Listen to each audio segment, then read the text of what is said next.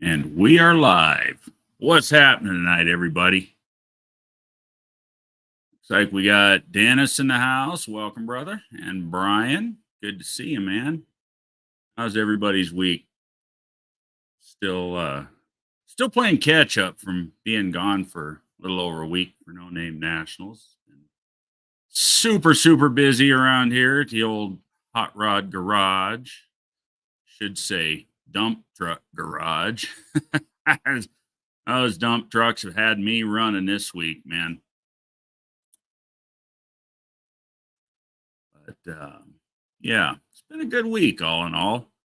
Been kind of busy today, running around, buying some new equipment for Gunslinger Graphics, stepping up our game even more. Just keeps growing. Got some new equipment, some top shelf equipment this time around, and go along with my new top shelf hat press that I bought a couple of months ago. So bigger and better things coming to the merchandise world. We got our No Name National shirt, of course, that we did, and limited edition one. It sold out about 20 minutes flat at the event. Got the RC industry hat that I'm wearing. That's also done by us here at Gunslinger Graphics. So yeah, that's always exciting to see the business grow. And of course, some of you know and some of you don't. Tomorrow's my birthday, and my wife.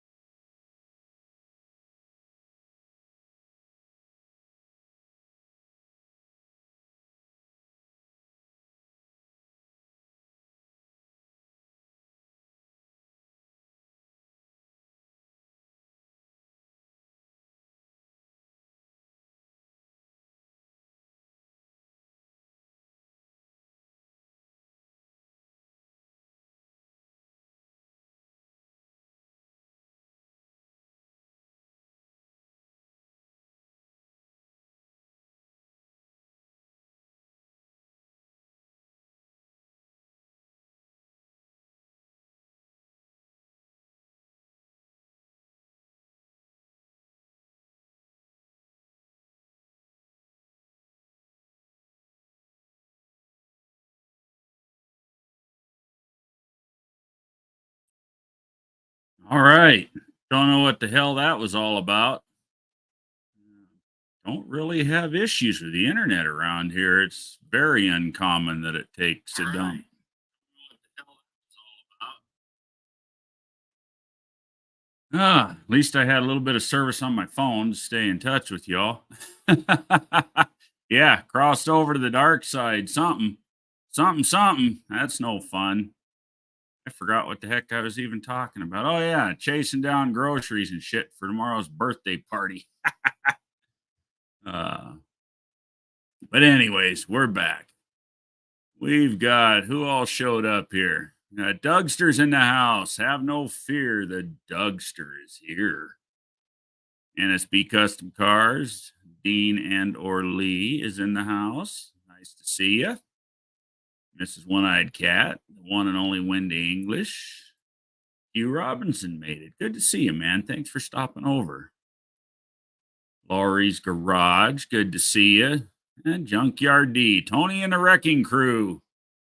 Yeah, Tony and the Wrecking Crew wrecked the internet. Mohawk 62 in the house. What's happening, Todd?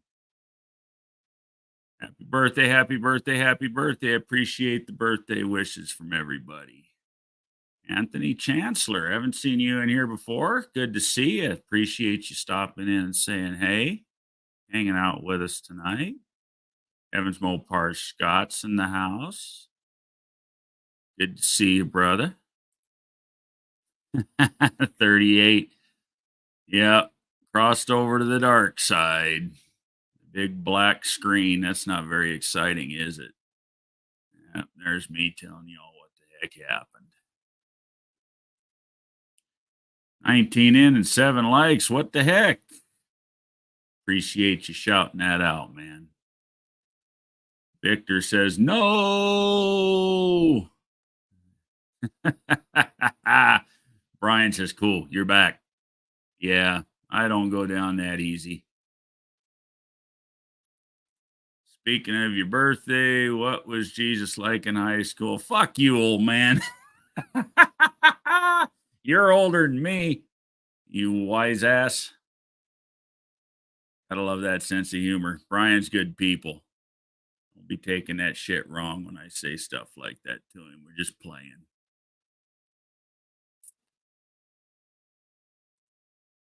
I watch Buck does it. Right on. Buck is good people. Good people. Build some really cool stuff. Tony, I'm not far behind you. Mine's in early December. So is my wife's. My wife's birthday is December 3rd. Unfortunately, she didn't come to No Name this year, so you didn't get to meet her. She made some friends there last year. Dean Stevenson, Dust Devil Garage, knocks it out of the park again. Ain't that the truth? Oh, boy. Yeah, yesterday afternoon, I finally got the truck back into the garage. I was going to attempt to change the shifter cable today, but once again, everything else seemed to get in my way. Tomorrow's my birthday, so I think that's going to be happy birthday to me. I'm going to go outside and work on my truck. I don't like not being able to drive it. LS3 swap the world. All right, old Tony Diggs, the Sagittarius, the Archer. Hell yeah, Dougster. Hell yeah.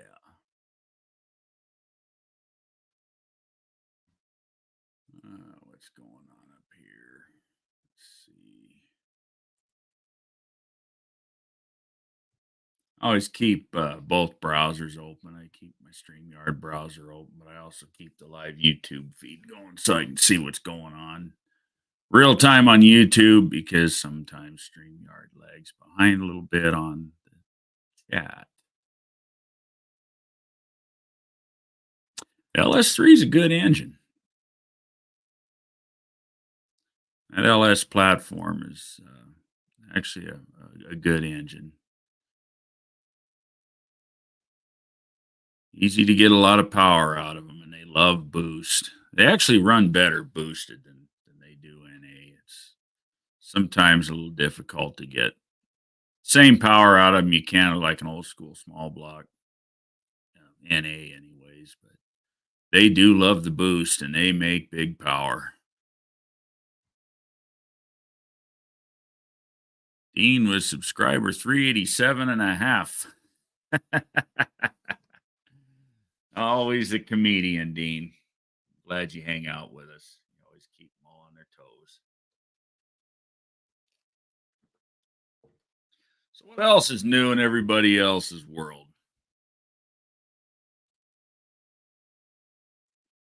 Robin says, I did it the dumbest way possible. I had a block drop in my lap for $500. Ain't nothing wrong with that.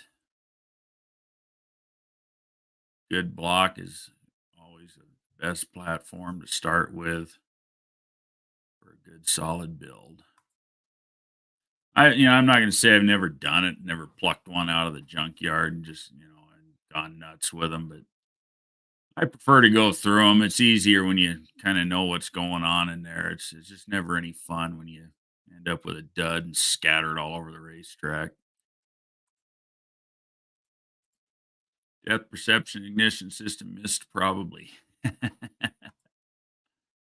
Should have tossed it and got a whole 6.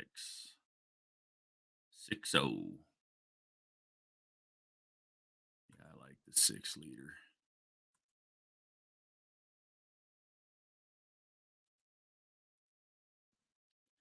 Yeah, but I have $4,000 in the engine now. If only I only had just $4,000 in mine. Quadruple that. Well, triple it anyway, is what I got in my big block. Just say yes, Hugh. Great first step. Hey, B&R Brian, good to see you, man. Glad you stopped by and hang out with us for a little while. Got a set of low mileage 821 heads for $300. That's a good buy.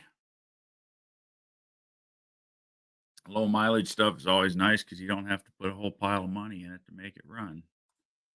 What's happening? No fear, the Dugster's here. Hey, Tony. Hell yeah, good to see you, brother. Always good to see you, my guy. How the heck are you? New? I got something new. What you got? Tunnel Ram. Nice. Version 2.0. For? Big Block Mopar. Nice. B or RB? I trade, well. Is that the one you traded Joe? That's the one I traded Joe. Nice. The lower came in the mail, and it's polished. So my upper was still rough cast, and I can't have a pretty polished bottom and a not polished top. Right. So, can you put me on full screen? I sure can. And I'm going to need you to be my eyeballs to get us centered on picture, because I have to turn the camera around and I'm blind. Gotcha. All right, you're full screen. I'm full screen, and go down a little bit more. Down, a little bit. There you go. You're dead center, brother. That son bitch is pretty. Isn't it, though? Nice. What are you putting it on? It's going on my 413, and later it's going to go on my gnarly 440. Sweet. Yeah. I was just blown away on the amount of time that someone put into that lower piece is awesome. I mean, they put a lot of blood, sweat, and tears into that. Did a beautiful job. Hey, give me a sec here. B&R. It's not a stroker. It's a 440 55 over standard stroke. But just so you know. But yeah, I ran the crap out of it in the burnout pit and melted the damn shifter cable. So I didn't get to run on Saturday and race you again. Anyway, go ahead, Dougster. Oh, no problem. It took me, I think it took me 2 days of sitting in a chair because I'm off because of my appendicitis. So I just took the upper down into my basement and sat at the bench, or a table really, and it took me a couple days to do the upper part. but I'm glad I did. I'm glad I radiused all the corners. It still had casting marks here Oh on yeah, the. Oh yeah, I got rid of all that. you did a beautiful job. Thank you. I do all right. There's better than me, but I do okay. It's one of those things where it looks good, but you know where all the details are that you could have done a better job, that sort of thing. Right, right. But yeah, at least now it doesn't look as bad as it would have before if this was still rough cast. Oh, and whoever put all the time into this on the exterior didn't hardly do anything on the interior. Basically, it's a stock runner port still. They did a little bit of gasket matching here at the end. Other than that, it's so I got to do all the port work. And I got to match the whoops. Now are you looking over the throttle bores? Yeah, yes, sir. Go a little bit. It'll be your right. My right? Yeah. Is Nope. that Other good? way. Other Oh, way. the other I get. right? Yeah. There you go. You're dead center. I still got to get those port matched too. And I've got it sitting the right way where that one in the upper left is actually dead nuts on, but the one that would be cylinder 7 is drastically off. Oh hell. Yeah. I got a little time ahead of me. Oh yeah. Nothing. A little bit of elbow grease won't fix. Well, winter's coming, and so Yep. I can spend all sorts of time in the basement just working away. Yep. Yep. That kind of stuff makes for great winter projects. Oh yeah. Yeah, I might be actually got a phone call today. I might be getting another project in the shop for a customer. It's a forget what year he said it was, but it's an old Jeepster. I will Nice. throw up a picture.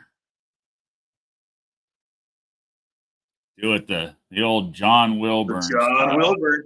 Oh, it's that was the one I was envisioning too, the convertible one. Yeah. And I Yeah, think I that get I the guess it's convertible fairly shares hardly anything with the others. yeah, I guess it's fairly original, but he's wanting me to convert it over to 12-volt for him and check it out, brakes, all that kind of crap. They just bought it.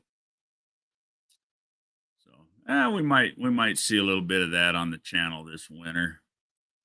Friend of mine had an old Massey Harris tractor that someone had poorly installed a 12-volt conversion on, and its on-off switch was a household light switch. Oh crap. Oh yeah, I mean this was aces, and we had more trouble with that tractor. It was hard starting. It just didn't play nice. We were constantly playing with that jerry rigged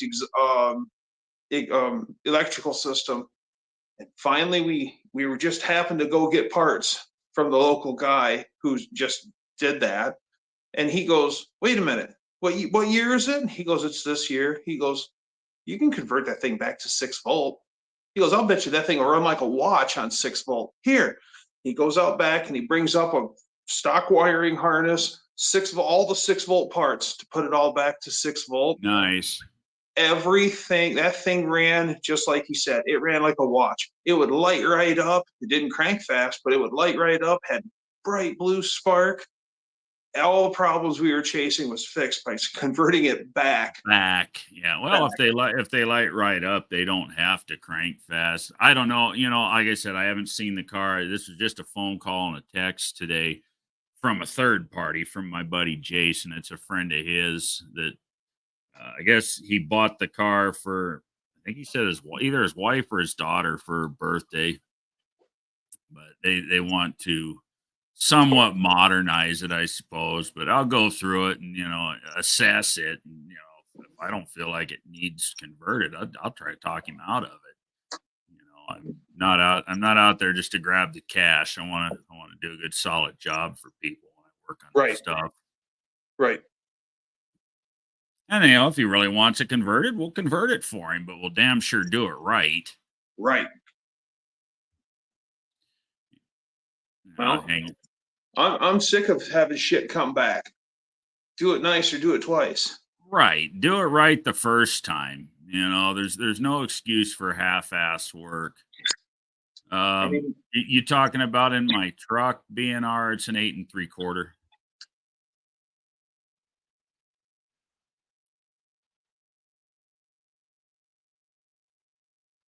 8 3/4 Mopar. I was originally gonna put a 9 inch in it just because I have one that I was gonna narrow and build for it, but I stumbled on that. It's a second gen B body, 8 3/4. So basically it's for the truck, technically it's narrowed without having to narrow it. And I you get to even keep used you had to change your pins, but the pin diameter, but it sat right in on stock springs, didn't it? it did. Yeah, It did. Yeah, and yeah. yeah, it sat right in on stock springs. I just had to open up the centering pinhole in the perch. But that's all to the wind now with the new suspension setup. Because I've got the Calvert perches on it now that wrap halfway around the axle. Hey, One of these Mom, look, days go I'll ahead. get one of You these guys are days now I'll on tunnel ram vision. get all the video edited.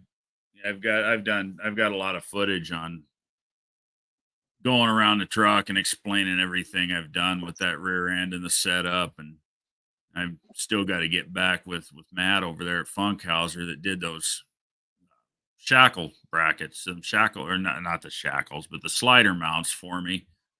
Got to get him those dimensions because he will be those will be commercially available. I currently own the only ones in the world. Gotta say, Tony, your black and silver truck, that Dodge is a good looker. Love that's its factory paint scheme. That is its factory paint. Some years ago, years and years ago, even before I bought the truck, somebody'd gone over it with some primer over the top half of it. But past that, it's the original. I'd be willing to bet that the original silver is underneath that primer.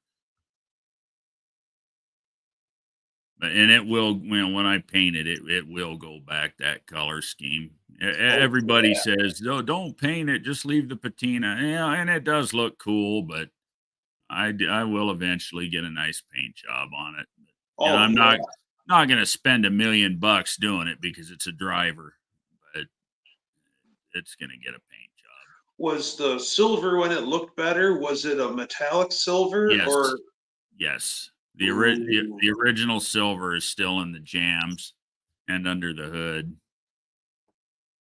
yeah, metallic silver and black. Yeah, oh yeah, it's a beautiful Oh color yeah. scheme. Oh yeah. JB says more technology. And then the paint's got to be about that thick, or at least look like when you got it all polished out, Tony. Mm-hmm. Mm-hmm. Uh, Yeah. Push the Mopar Dennis is better off with an 8 3/4 than rather than a 9. Yeah, the 8 3/4 actually takes less parasitic horsepower to operate. Well, I will say a 9 inch Ford can be stronger, but I think I've still got the original axles in, the original Mopar axles in it, and I will upgrade those to probably a strange axle. But once that's done, I don't think I'll break that rear end because that one shakedown pass that I got to make at No Name, I ran a 795 at 88 mile an hour, and that's what it's a 355 gear. I mean, that's a tall gear for a 30-inch tire. yeah, but you got a big block, so because you've got a big block, Right. you now gear up. Well, to an extent, but yeah, I think that rear end's going to hold up just fine. I will probably end up building a second chunk for it with a spool in it for drag racing only. Probably put a 411 in it or something along those lines. But it'll be one of those things. 56s, a 60. It don't need any of that shit. a 410's plenty deep. Yep. Like I said, I ran at 795, and that was just a shakedown pass. I wasn't even in it all the way. It hooked and it booked. It did exactly what that rear end, what I built that suspension to do. That Calvert stuff really works. Yeah. It did better than I expected. I expected an improvement. I didn't expect that much of an improvement. I mean, let's face it, it's a long bed. It's a long wheelbase, and it worked. I don't know if you guys have seen the short. Jay over at Rapid Transit Garage got a really good video actually at the starting line, and he gave it to me to use. And I did a slow-mo clip of the launch, and you can see everything working. So yeah, if you guys haven't seen that short, go check it out. You can see how that all worked real good. I was delighted to find out that you finally got her to hook the way you wanted her to, because you put forth the sweat equity. I was really hoping that she was going to hook and book. So good for you. All right, BNR has some 8 mile questions. burnout stuck. At the end of that short that I'm talking about, I actually did include the time slip, but I've got it right here in front of me. 60 foot was a 186. That's not bad. And it's not great either. It could be better. Right. But again, it was a shakedown pass. There's a lot Right. of room Right. for It's not. Yeah. It's improvement. not like you're really on a shakedown. It's not like you're really looking Right. at your Right. reaction time. Well, reaction You're time just does happy if you get through the reaction. tracks. The clock starts when you start moving. The reaction time doesn't affect your 60-foot time on a time slip. Mhm. My reaction time wasn't great either. It was 210, but again, just a shakedown pass. Let's see. Yeah, and I do agree with that, BNR. That is respectable for a 355 gear, at least with that tall of a tire. I was actually I had a lot of plans. I was going to, just for shits and grins, if nothing else. I brought the Cooper Cobras with me. I was going to put them back on it just to see how it'd do. What kind of improvements the suspension did, just on regular street tires. What the hell? I mean, granted, we all know what they're going to do. They're going to boil, but Mhm. it could grab a little better. But it just yeah, it just sucked. It was, I had my fun, but it was stupid. That's all right, because I got a new shifter cable and I got two on order, so I ain't gonna have any more trouble with. I will not be crippled at another race by a fucking $94 part. That was kind of a bummer, but oh well. We still had fun. What's the old saying? No name nationals, a family reunion where drag race broke out. I just did more family reunion and less drag racing. And then of course we pulled the 762 out of the rat. And the best I can tell, I don't even know what gear ratio's in that car. Whatever the hell was in it when he bought it is what's still in it. Best I can tell, it's probably like a 321 or some shit like that. It's pretty damn tall. Don't have that time slip in front of me, so I couldn't tell you what the 60 foot is off the top of my head. That's a 28 1250 street slick, basically a cheater slick. They're the Mickey Thompson bias street R's. And then as a fun event, not a national competition. Exactly. Is your shifter a rear entry? No, it's front entry.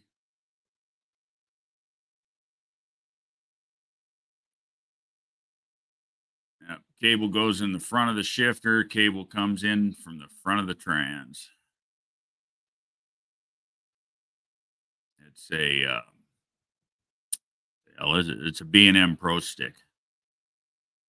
The one with the two buttons on it. I got one button for my line lock and the other one for the brake, trans brake.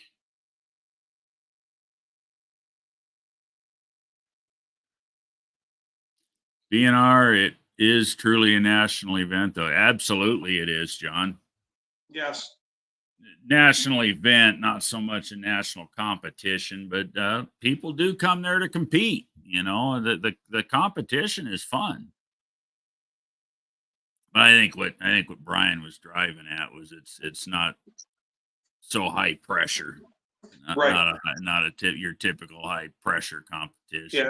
it's not like the Tom Baileys and the John Forces and the you Right. know are showing up. JB throwing in the humor. Always hits the back door. Evan says, "Hey Don, got a new toy at a good price from a friend for the 62 Valiant. Look above."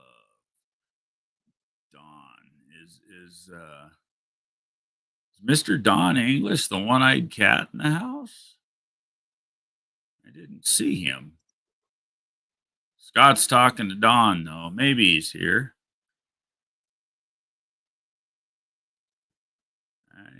If he is, I missed him.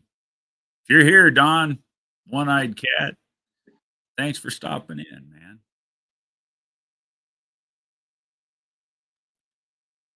You need rear entry.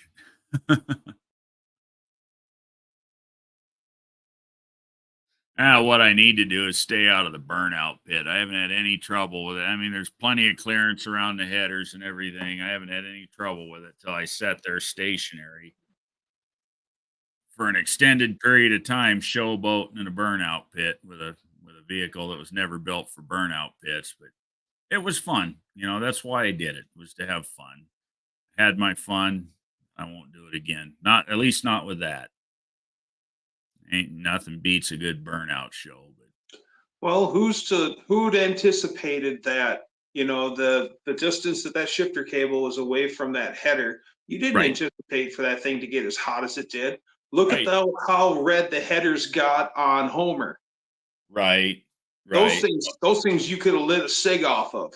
Yeah, well, So I'm sure that, and we could just see those. I'm sure your headers were just as red. I doubt it because I didn't run it that hard. That's right. I You won't kept it at like 5, didn't you? about 4,000, 4,200, and when the water temp hit 220, I was done. I had my fun. I went in there to have fun, not destroy my $13,000 engine that would probably cost me 25 to build today. Right. Right. And I got out of it with, wrecking a shifter cable. It is what it is. Little disappointed in the shifter cable, but everything's got to be made out of fucking plastic. Right. Well, you could have done a shifter in it like a like a demo derby car where it's just a stick. Yeah, yeah, yeah. Control a trans brake with that. No thanks. Yeah, no thanks. Yes, John. Not like past fastest streetcar shootout, NHRA, NMCA, Steve Morris not there looking over. Right. That huge F, hilarious burnout by you, Tony. Right. Huge as fuck. Hellacious burnout. Yeah. No, everybody did like the truck. And like John said in his live, I got some great, great pictures. Matter of fact, I'm going to turn one of them into a giant poster to hang in the shop. I got some, The one where you're doing the burnout and it's the right side of the truck and you see and the the all the flat, smoke in the flag. yeah, all the smoke and the flag flying through the smoke. And yeah, no, Yeah, great yeah, picture. It's going to make a great banner. It's actually, yeah. I think if it's not the same picture I'm using for the thumbnail on these lives now, it's a similar one. I have several. Jason got some really good footage, got some pictures, got some video, and then we got a bunch of film and pictures from another guy that filmed it. Uh, William Charger 383 Mopar. He took some bitchin' pictures. Matter of fact, he's the one that took the picture that is the thumbnail in this video. What is up, motherfucking Cope? What's up, Big John? Good to How see you you, doing? brother, man. Always love it when you stop by and hang out with us. Hope you're doing well over there. when I sent Coat pictures of my tunnel ram, all I get back is "You're hot for tunnel ram." Right. How can Let's you see. not be JB though? said, my stepson came all the way just to watch the burnout stuff. Right on. Hey, thanks, Jeff. Thank you, man.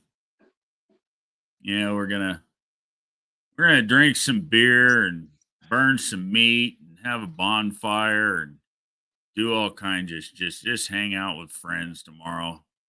What's happening, Jeffro? And if I'm being honest, I can't remember the last time I had a birthday party actually on my birthday. It's always a different day, but it's actually the day of. So tomorrow's it. I'm officially going to be an older fart. Well, it's only every 7 years that you get ones that fall on a weekend. Right. Turbo Tom put up a video of Tony's burnout 13 days ago. I saw that video, Tom. That was awesome. Yeah, Tom's burnout in the Model T wasn't that epic. I don't think Tom was going to put that Model T through that kind of torture. That's I a think the most beautiful, you get out of the Model T beautiful would car. be eek.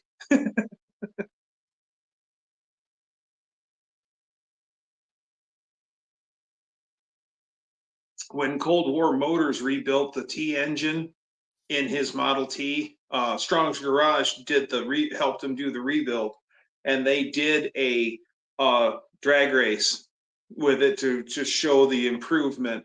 And I forget how much faster the new engine went than the old engine, but the old engine was bad. I want to say 0 to 60 was like 43 seconds or something like Oh that. shit. Oh yeah. Well, I mean, not that a Model T is blazing fast to begin with, but yeah. NSB's asking Jeff if he smoked those cigars yet. Yeah.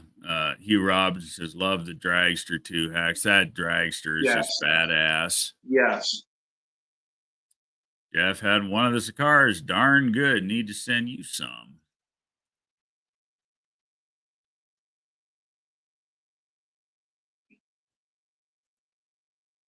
We've got a huge party store up in Grand Rapids. It's called Total Wine, and it's like a liquor store and Home Depot had a love child. So aisles upon aisles upon aisles of beer, wine, spirits. It's amazing. It's like Nice. Alcoholics Disneyland, and they have a cigar room that has its own automatic sliding door, and you walk into the humidor, and then oh yeah, you smell all that good tobacco in there. Yeah, you could walk out of there penniless if you're not careful. Yeah, they have an entire wall of cigars.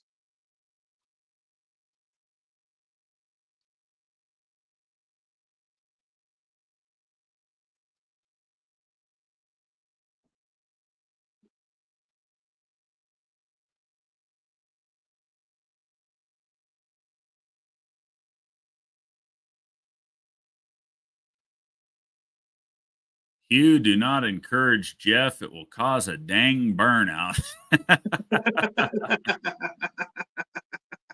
Burnouts are fun. Burnouts are fun. Liquor store and a pot store mixed together. That's a recipe for disaster, John. That very I'm surprised that idea hasn't happened here in Michigan. Thanks, Dennis. There's a fish fry place up in Grand Rapids called Fat Man's Fish Fry, and it's been the same since like the late 60s, early 70s. And all it is just a fish fry place with beer coolers on the right side. So you order your food, and then while it's cooking, go shop and get your cold beer for the night, and then sit around to have a little lounge in there, sit back, relax. Can't drink a beer yet, but pick up your food and out the door you go. And it's the same way it was in the 70s. Nice. Yeah. Hugh It's Robinson says, I'm short already, so it doesn't matter. Rolling on the floor, laughing my ass off. NSB says Mohawk. I'm living proof that that's a myth. Just have my nicotine cigarettes habit. Yeah, I kicked that habit back in 2018. I smoked for 30 years. I quit and I got on these vapes. Mean Street Mopar says, Happy birthday, Tony. Thank you, sir. Nice. I actually wasn't even vaping for a couple of years, and then I had a shitty day. I went and bought a fucking vape. Got back on them. My birthday parties always suck because it's on Halloween. Aw. People dress up for your birthday. You could spin that though and have fun with it.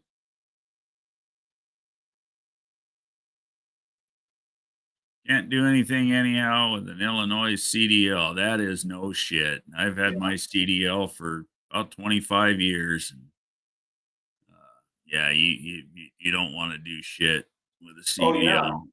Well, here in Michigan, I think with the CDL are if you blow a .08, I believe you are drunk as a passenger car operator. Now, if you have a CDL, yours is .06. Actually, FMCSA stipulates any detectable amount with a CDL. It varies from state to state how they treat it, but even here, if you're in a passenger car, the CDL laws still apply to you if you hold Yes. one. That's what I was trying to say. Yes. If there's a week old empty beer can in the back of the pickup, you're liable to get a DUI in the state of Arizona if you carry a CDL. Damn. It's pretty fucked. JB says, who's gonna give me a spanking? Probably my wife. Here in Michigan, if you had a week old empty beer can in the back and they tried to pin it on you, they wouldn't get you for DUI. They just get you for an open container. Right.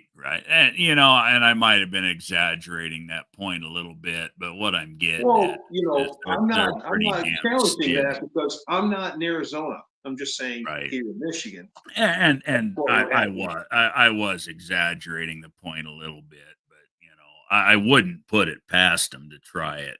Well, I've seen that scenario I just talked about happen. Yeah, somebody had a week old beer can in the back of the truck and got an open container. Twisted Of course, he Mopar went to the Dennis says I magistrate, don't talked about it, and smoke. they threw it I out. don't. Twisted Mopar Dennis says I don't smoke and I don't drink, so I'm no fun at parties. That doesn't have to be the case.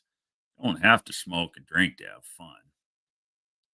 There was an old guy that was friends with my dad, and back in the day, he was a fall down drunk, and he smoked like a roaring freight train. Oh shit! He quit drinking and quit smoking around the same time, and he'd still show up to a party and still be the absolute coolest guy you ever met. He just wasn't drunk anymore. Two Hacks Jeff broke a 9-inch behind Cope's shop. Yeah. Now yes, that's Tony, what we're talking about. Yeah. Let's see. Yes, Tony, as diesel mechanics need a CDL, huge payout, no CDL. Yeah, or a huge pay cut, no CDL. Yeah, there's truth in that. And that's why I keep mine. I mean, I don't work for somebody; I work for myself. But that's why I I worked keep for the asphalt company. I never had a CDL. I was driving a piece of equipment daily. Yeah. But that's why I keep mine, because I work on them and I test drive them and I transport them, and I still own a Class 8 truck, even though I don't drive it. It's probably going to end up getting repurposed as a car, race car hauler. It's got that brand. It's got a brand new Detroit in it. There's good truck. Don't owe me nothing. Unless, somebody wants to pay me what it's worth with that new engine, I would consider selling it. But it's kind of hard to get, 30, 35 grand for a 95 Freightliner. Yeah. Like I said, the truck's bought and paid for. It has been for years. It don't owe me shit. I can go out there and fire it up right now and drive it across the country. Speaking of Detroit's, my friend Jason pulled out his it's a Peterbilt. It's the last generation of the Peterbilt cab overs with the flip forward hood and the cab Mm-hmm. still tilts on it. Yeah, his is white and baby blue, and he named the truck nothing but BUTT ugly. Right. And it's been sitting just parked at his place for a while now. Um, he would take it up to he works at a diesel shop and he was training the new employees. He would actually take that up to work and then have them go pull an inspection on it. Right. Go look at my truck, write an inspection on it. Are you sure that's it? Are you sure that's it? Better go look again. Yep. But he kicked ass this summer and he got it back up into fighting shape and he actually had it out at a truck show. And I was Nice. really proud to see that. Yeah, he had the truck parked with on an angle with all the other rigs, but he had his cab half tilted and he had the hood out. See what I'm saying? Mm-hmm. It looked way cool. Yep, exactly. BNR. No DEF, no EGR, none of that pollution control bullshit. Yep. Series 60. Yep. Yeah, 12.7. What D-deck level is it? 4. D-deck 4. That's the so you've got the piston coolers and all that other happy Yes. horse shit. So yours Yes. will get the best mileage out of all of them because Yep. of its D-deck 4. Yeah. Yep. And you can twist its tail even harder thanks to those piston coolers. Yep. Yeah, no, I can I used to when I was hauling with it all the time, I'd haul 80,000 and I would religiously get 8.5 miles to the gallon with it. Oh, that's bullshit. No, I'm not saying it's bullshit, but I mean that's the kind of mileage where people go bullshit. Right. Right. You won't, and don't get me wrong, I love a cat motor. I absolutely love a cat motor. You'll pass everything with it but a fuel station. Kitties are all right, but I was raised Cummins. My engine of choice for power and sheer fucking torque would be a B model cat that I've done the pump work on. The bad bitch, I probably would never run one, but the bad bitch of them all is the Mac V8. Yeah. That's a fucking beast. Yep. A beast of an You engine. guys just left me in Missouri. Shame on you. Yeah, I actually felt bad about that. We were about the middle of Oklahoma when I saw that post that ASO put on Facebook. I'm like, son of a bitch. I wish we weren't so far along. I ended up sitting for probably half an hour, 35 minutes on I-70 parked in a construction zone. That was fun. JB says, of course he does drive a Ford. Hey, I resemble that comment. But I have love for all American brands. Dennis gave his CDL up years ago.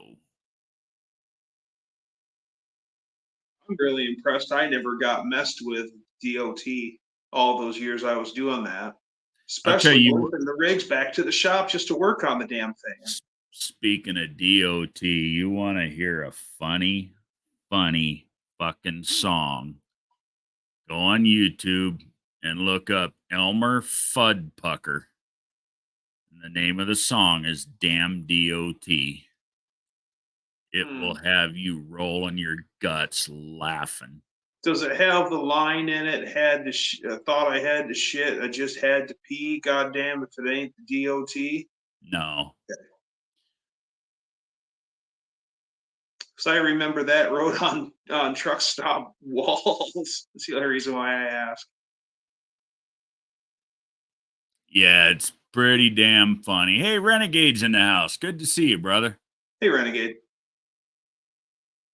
If you guys haven't seen his channel, you need to watch him. Yes, I took a quick look at it this afternoon when I threw him a sub when I threw up his link in Wilburn's live. I will definitely be checking out more of it. Looks like some really good stuff. Definitely worth a look for any of you guys that haven't seen him. It's high pressure when you see your dragster bouncing down the track. That's no Oh, shit. my heart fell in my boot, and I have nothing to do with the dragster. Even Yeet. I went, "Oh no!" From my Jumping vantage point, I thought he whacked the wall on the right side. Jumping That's Jack what I think he Flash is. is a no bullshit badass bitch. Well, you know what? The man Love who's that car. piloting her is a no bullshit badass bitch too. That is no lie. Jimmy's one of a kind, man. I enjoyed the shit out of chatting with him at No Name. Oh, me too. And what's really interesting is Jimmy's profession. He is a mechanic for lead propulsion devices. Hmm. And he makes me think of my local mechanic who worked on lead propulsion devices quite a bit. He He just, he actually buys a lot of stuff, damn near right out of my backyard. oh, no kidding. Yeah, another a major manufacturer of lead propulsion devices is right here in Prescott. Okay. That Give must you a be, hint. Give you a hint. Their name starts with R. oh, and they're quite heavy on the end, aren't they? Hmm. Yep. Yep. I In think mod that craze. I think there's a house that deals in the lead of the part of deep things, and it's a sleeper truck, and they go out of town quite often. And yeah, I think he's probably coming up to see you, and then coming back up to where we are in Michigan. Yeah. Uh, JB's little shop. JB says, I hope Jimmy cleaned out his underwear. Oh man, Jimmy saw God once and checked his shorts I'll twice. tell you what, when that rat got crossed up in the shutdown, man, it took a 5 foot crowbar to get mine out of my ass. Yeah, yeah, yeah. That some bitch didn't just pucker, it went straight to full vacuum. And for that reason, that car's getting an entire new front end this winter. Dropping Yeah, everything out man. from we're gonna pull the engine out of it, drop everything out from under the front of it and throw it in the trash can and start over. We And are I mean, I ran an eye over a little bit of the rat and honey badger, and it's not like a lot of the rat rods that I've seen where it's a death trap. Everything looks to be in order, but I know exactly what you mean. Always room for improvement. always room for improvement. And we didn't build that front end. It's what was under the car 10 years ago when he bought it. And Yep. there's a lot of sketchiness there, like the transverse leaf spring that's, damn near a foot and a half behind the front axle. It, leaves a lot of room for play. That's the only thing that stabilizes the front axle under the front of it. There's no caster adjustment. I haven't put an angle finder on it, but hell, I can just eyeball it and tell you there ain't if there's any positive caster in that thing, it's only a degree or so. But we're gonna stick with the split wishbone style, the transverse leaf spring and the straight front axle. But I'm gonna get the hairpin style radius arms for it so we can adjust the caster and camber, or not Oh, yeah, camber, yeah, but yeah. the I know exactly caster what on you're it, talking about. Yeah, the Yep. radius Yeah, arms. yeah, there's 2 Yep, of them instead of 1, yep, and they yep. have clevises that attach them to the axle, and you can adjust them so you can roll some, 7 or 8 degrees of positive caster in the car, and it'll make it so much, it'll handle so much better and less prone to doing stupid shit. And And they I'm gotta going be to chrome. no, we're not gonna do chrome because that car, it's not that car. Oh, polished I stainless. Good idea. Polished I stainless. Yeah. It's natural. No, it's going to be all just natural finish, natural steel finish. Yeah. You know, but same type of setup. I'm gonna move the leaf spring forward almost to the frame horn. We're gonna set it up underneath the radiator, so it's just a little bit behind. Be a lot more stable that way. Hey, Dennis, what's happening, man? What's happening? We're here. He's got. Yeah, it's funny. Dennis shows up with a hula girl because there's been one on the dash of the Rat for 10 years and it broke at No Name. Oh, no way. It did. Mine's still in the box. Yep. Yeah. So we got to find a new hula girl for the Rat Rod. Oh, really? Yeah, they're a dime a dozen. You can get them just about everywhere. We'll get one. That was gave to me. I was going to put it in the race car and it never got there. Well, now you ain't got the race car, so you ain't got the race car, but you still got the girl. Oh yeah. Oh yeah. Hi, Dougster. Yep. Hey, what's 2X going on? Jeff says the bird has a hula girl just like that. Not in the box, is it? Lowry's Garage says good night, everyone. You have a good night, Bye, brother. Larry. Thanks for hanging out with us, man. So how you been, Tom? Oh, just busy. Yeah, I know that word right now. And yeah, it's been catch up ever since I got home from No Name. Yeah, I'm done. The trying to get this one tractor done. This is tractor number 2, so the dump trucks all behaved themselves while I was gone, and it's almost like they knew I was back because they started giving him shit 9 ways to Sunday. Yeah, it's just been hectic for me. I can't get caught up right now. Yeah, it's kind of the same here. It's kind of sad, really. Retired and I'm working harder now than I ever did. 2X Jeff says you got to have a hula girl and a bird. Have you seen the back seat in that thing? Baby maker material right there. So how many tractors are you putting together right now? Still just the one, or? Well, this tractor here is another 530, just like the one I finished a few weeks ago. It went to Michigan. It went to Michigan to the owner. This one here belongs to the guy I work for, so I'm restoring it. We got a 3020 yellow one that's almost done except for running. And nice. I'm not an injector guy, so injector pumps are a little bit out of my league. Not to say I couldn't, but I don't want to focus my attention there. So right, just trying to get somebody to come out and work on the injector pump and get it running. Gotcha. That's all it lacks. We got several 430 John Deeres in the shop that I've done, and we haven't finished them. We always start another project, and we never finish those for some reason. You know how that goes. Always how it seems to go, huh? Yeah, your shit's always in the back of the shop, and you're working on everyone else's. Yeah. Well, the good thing about this is this guy here, the guy I work for, he's a farmer. He's got 44 tractors in his little cabinet, I'll say. Wow. Out of the 44, 22 of them are restored. Oh, okay. Wow. So almost all of what I post, as far as in my videos, they're pretty rare tractors.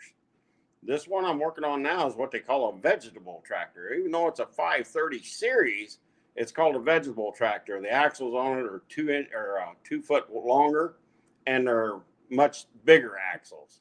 So yeah, it's a John Deere 530, but it has additions to it, so it makes it a little rare tractor. Right. You ever seen an orchard tractor? We got 2 orchard tractors there right now. Okay. They're both got all the skirting and all the Those are pretty cool. The 60 series. We got a 60 series, and we got another one there. It's almost like a 60 series.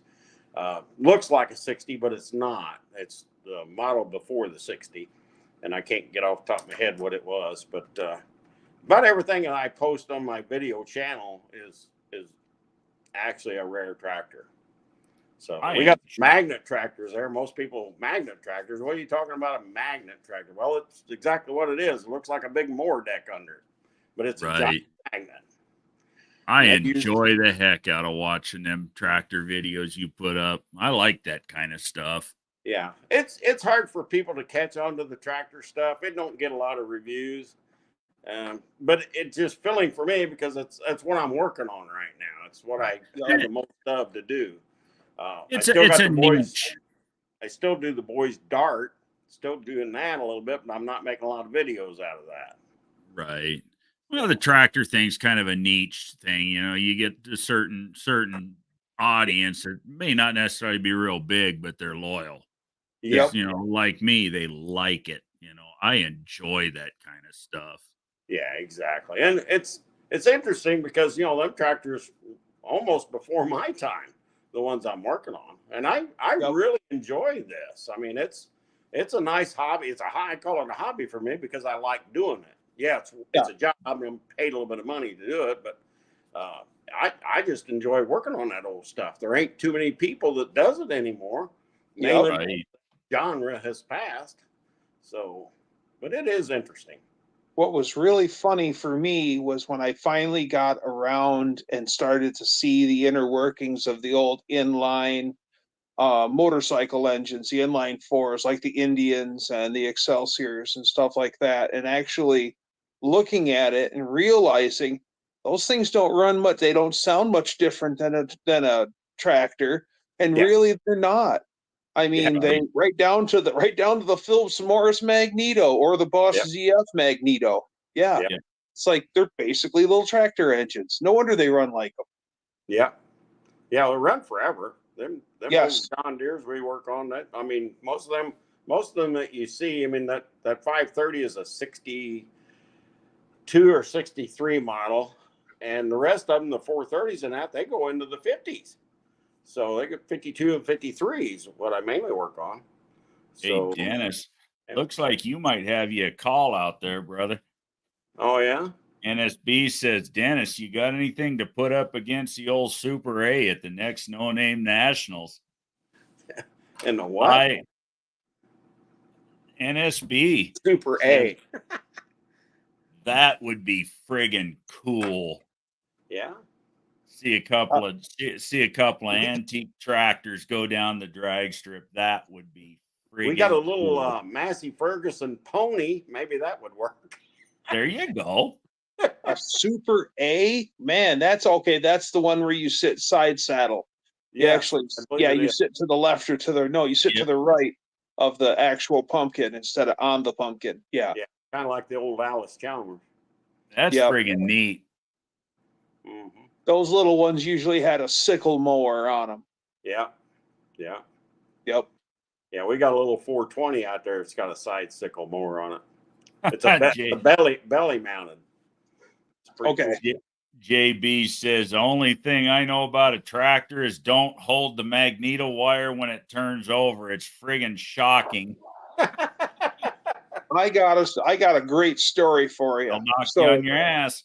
So we're we skipped school and we drove up to Super Shops up in Grand Rapids. And in the very back of Super Shops, when it was around, in the very back of Super Shops was a glass counter that was a consignment counter. You could sell parts through them and they get a little bit of the cash. And my friend has picked up a Jacobs 8-point Magneto, and he spun that thing before I could warn him, and he was lit up like a Christmas tree, and he threw the mag away from him, and it bounced off of the counter of the glass top display case. Nothing was hurt. He didn't hurt the mag. We didn't break the counter.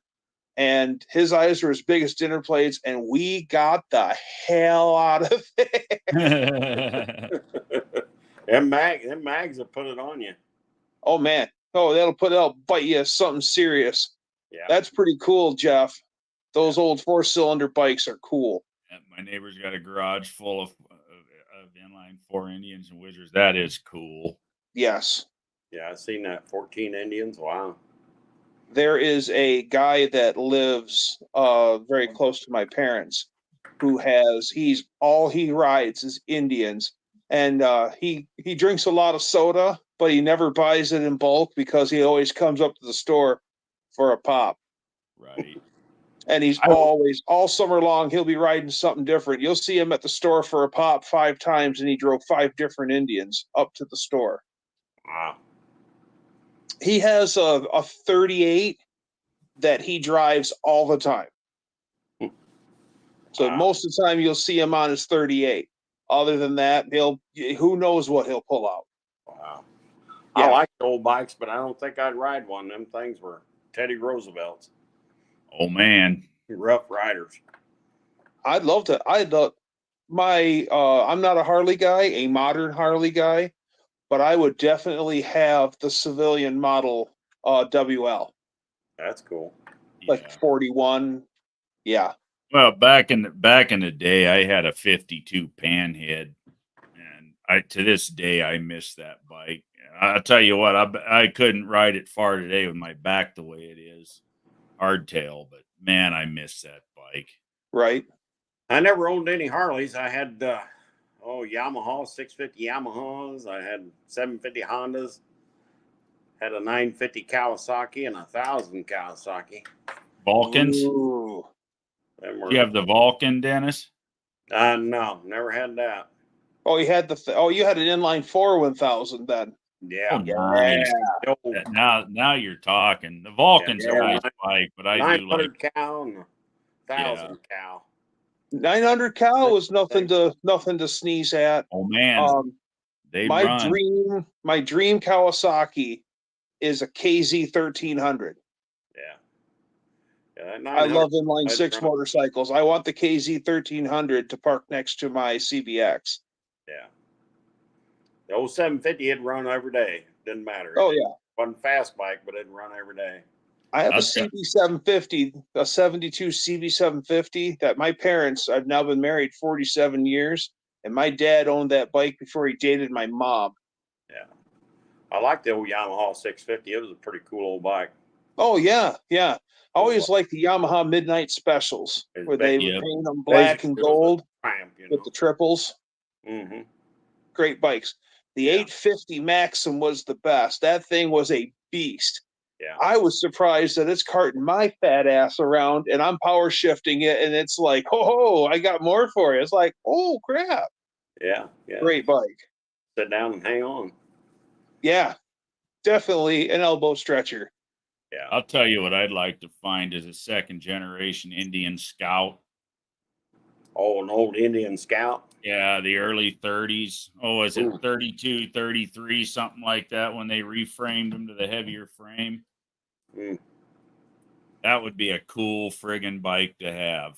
Yeah. I like the Chief that has the big droopy, swoopy fenders front and rear, and the light up Native American head on the fender and stuff.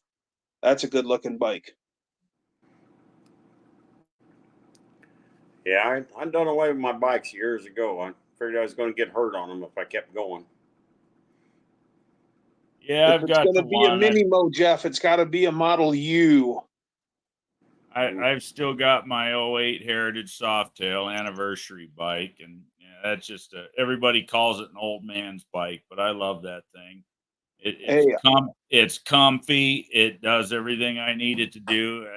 It all but rides itself. Yep. You know, for a fat old guy like me, it's a perfect bike.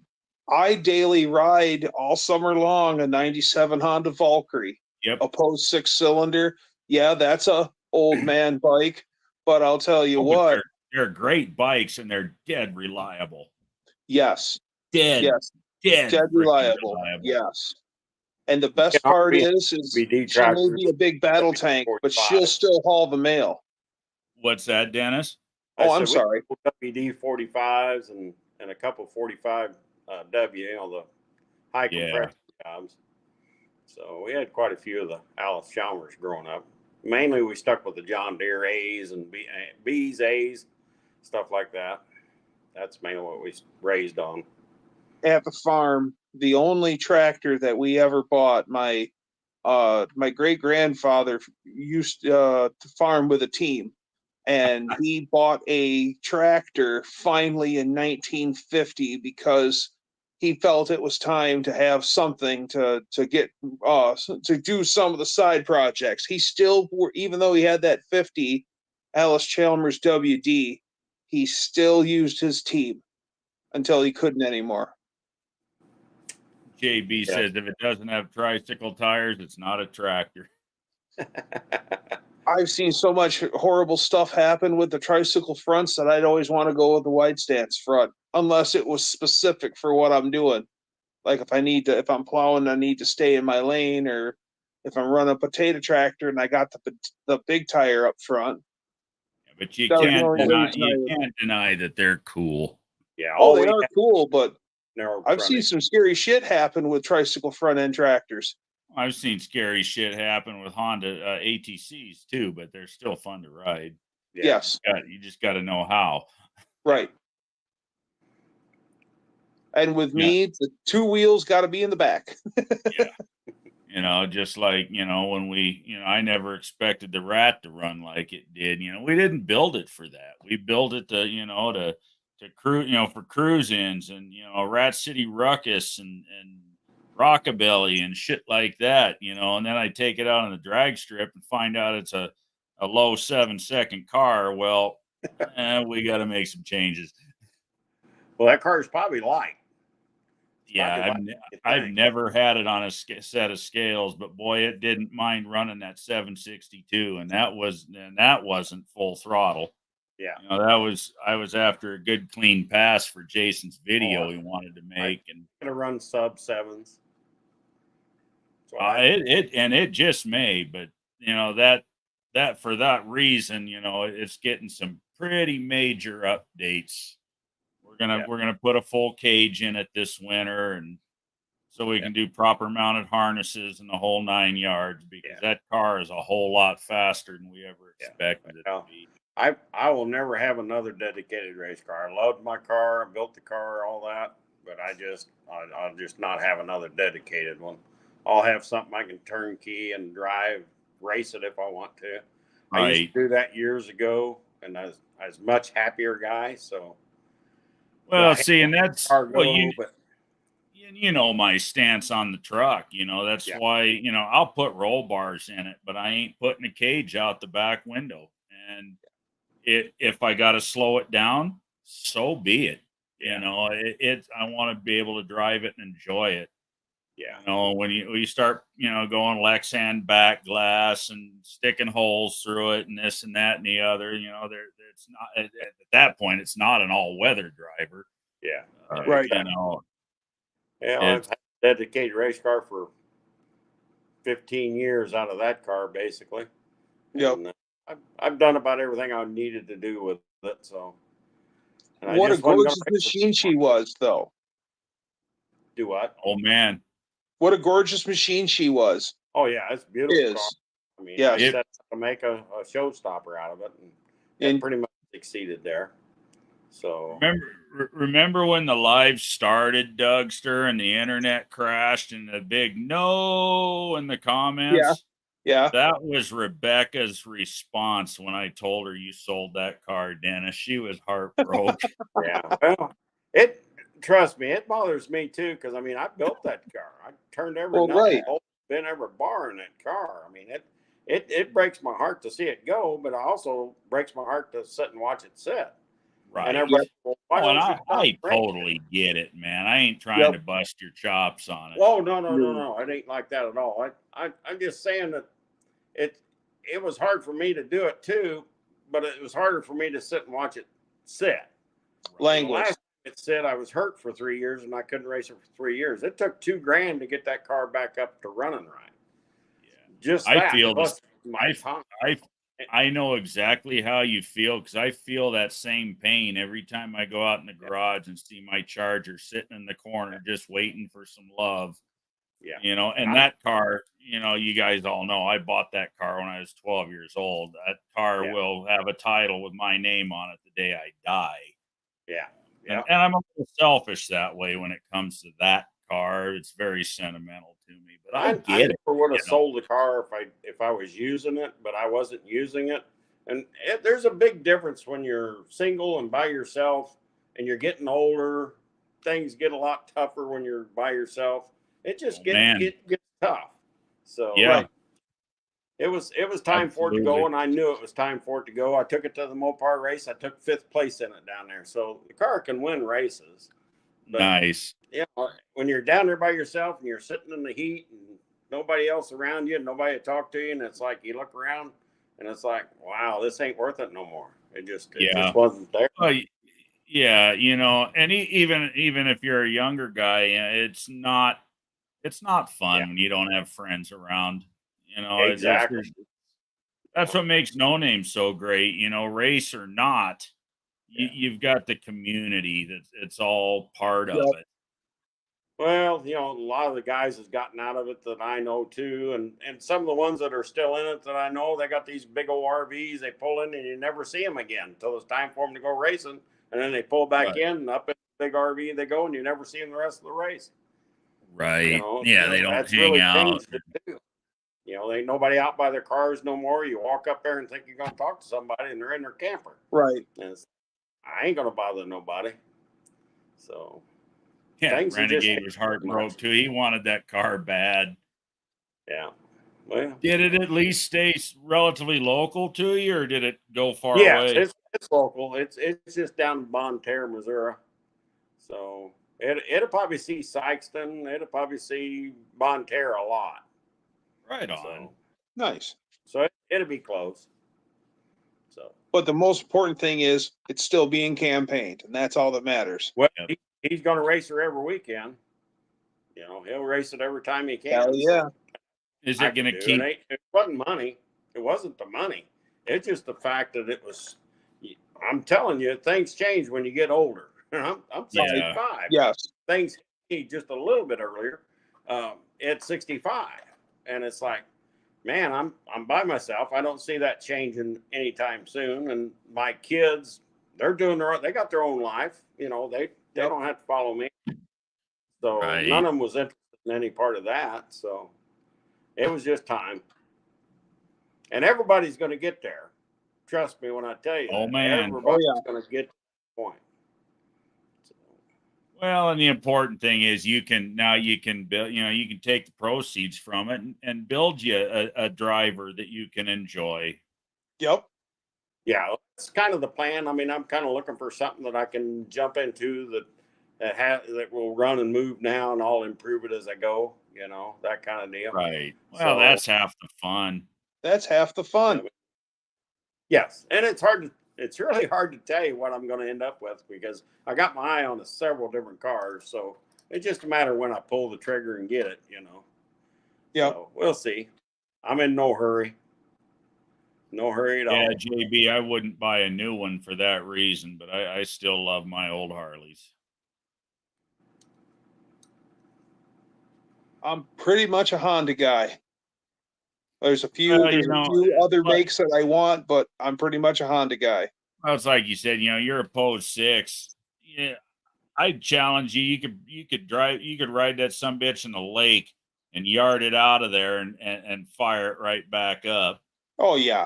They are just friggin' dead reliable. They're good Yes. bikes, and I everybody. like the Yamaha VMAX. I think them are pretty cool bikes. Yeah, Those things are scary fast. yes, they are. Yep. I've always been a Harley guy, but I'm not that Harley guy. You know how a lot of Oh yeah. I shouldn't say a lot of them. Most of them just turn their nose up and talk shit on the Japanese bikes, and it's not so. They're good bikes. Yeah. I've ridden plenty of them, and I'm not ashamed to.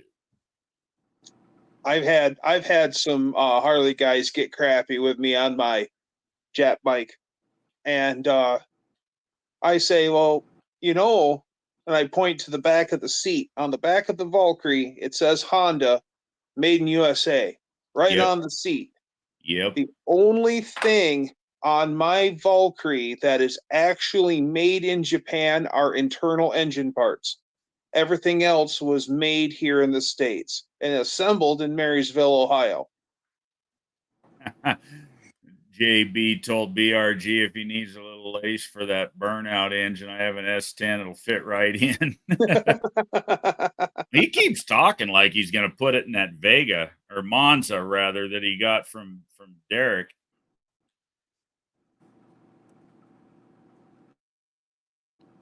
Dust Devil Brian says, I had to force myself to play video games today so I would not think about cars, but I still went on Facebook Marketplace first.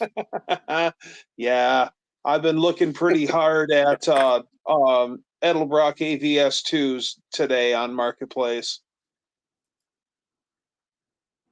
I'll tell you I'm what, still a Holly guy. Sorry. Okay. That damn VRS is a game changer when it comes to a big gnarly engine on the street. Oh yeah, I just can't afford it. I priced them out, and yeah, it was, well, two AVS 2s I'm priced out. Two new AVS 2s is like $800. Yeah, they're 4 and change a piece, and they're a good card Exactly. too. But when if you really want street ability, when you got a big high overlap gnarly cam, you got to have that third circuit. It was such a game changer. And don't get me wrong, I love my Hollies, but they that VRS definitely, it turns a race engine into a streetable engine. I don't have a lot of carb experience, and I've just got Edelbrocks. So I'm not opposed to trying the Holly sometime, but what I got right now are Edelbrocks. NSB said I raced a $50,000 Harley Destroyer and beat him by half a second. I had about 5,000 in my bike. He was upset. Oh, I'll bet. Oh yes. Oh yes. Well, there's a drag team, a Harley drag team that is south of me, and when they go out on the road, they're carrying 13 assembled engines and parts enough to build another 13 on the race trailer. Yeah. They just run an engine so many passes, if even if it's still running strong after X amount of passes, it is pulled out and shelved, and the next unit's pulled out. And so win, lose, or draw, so many passes per engine, and they spend the whole winter rebuilding their engine sets and then go back out. And it's like well over 2,000 cc's of Harley. It's right. Yeah. And he was saying what he actually was running that was an actual Harley part, not S&S and all the other stuff. And it was just a smattering of stock Harley pieces were still used. Brian just got his steering box Wednesday, and he'll be installing it tomorrow. Nice. That's going to be a Cool. big improvement for your car, Brian.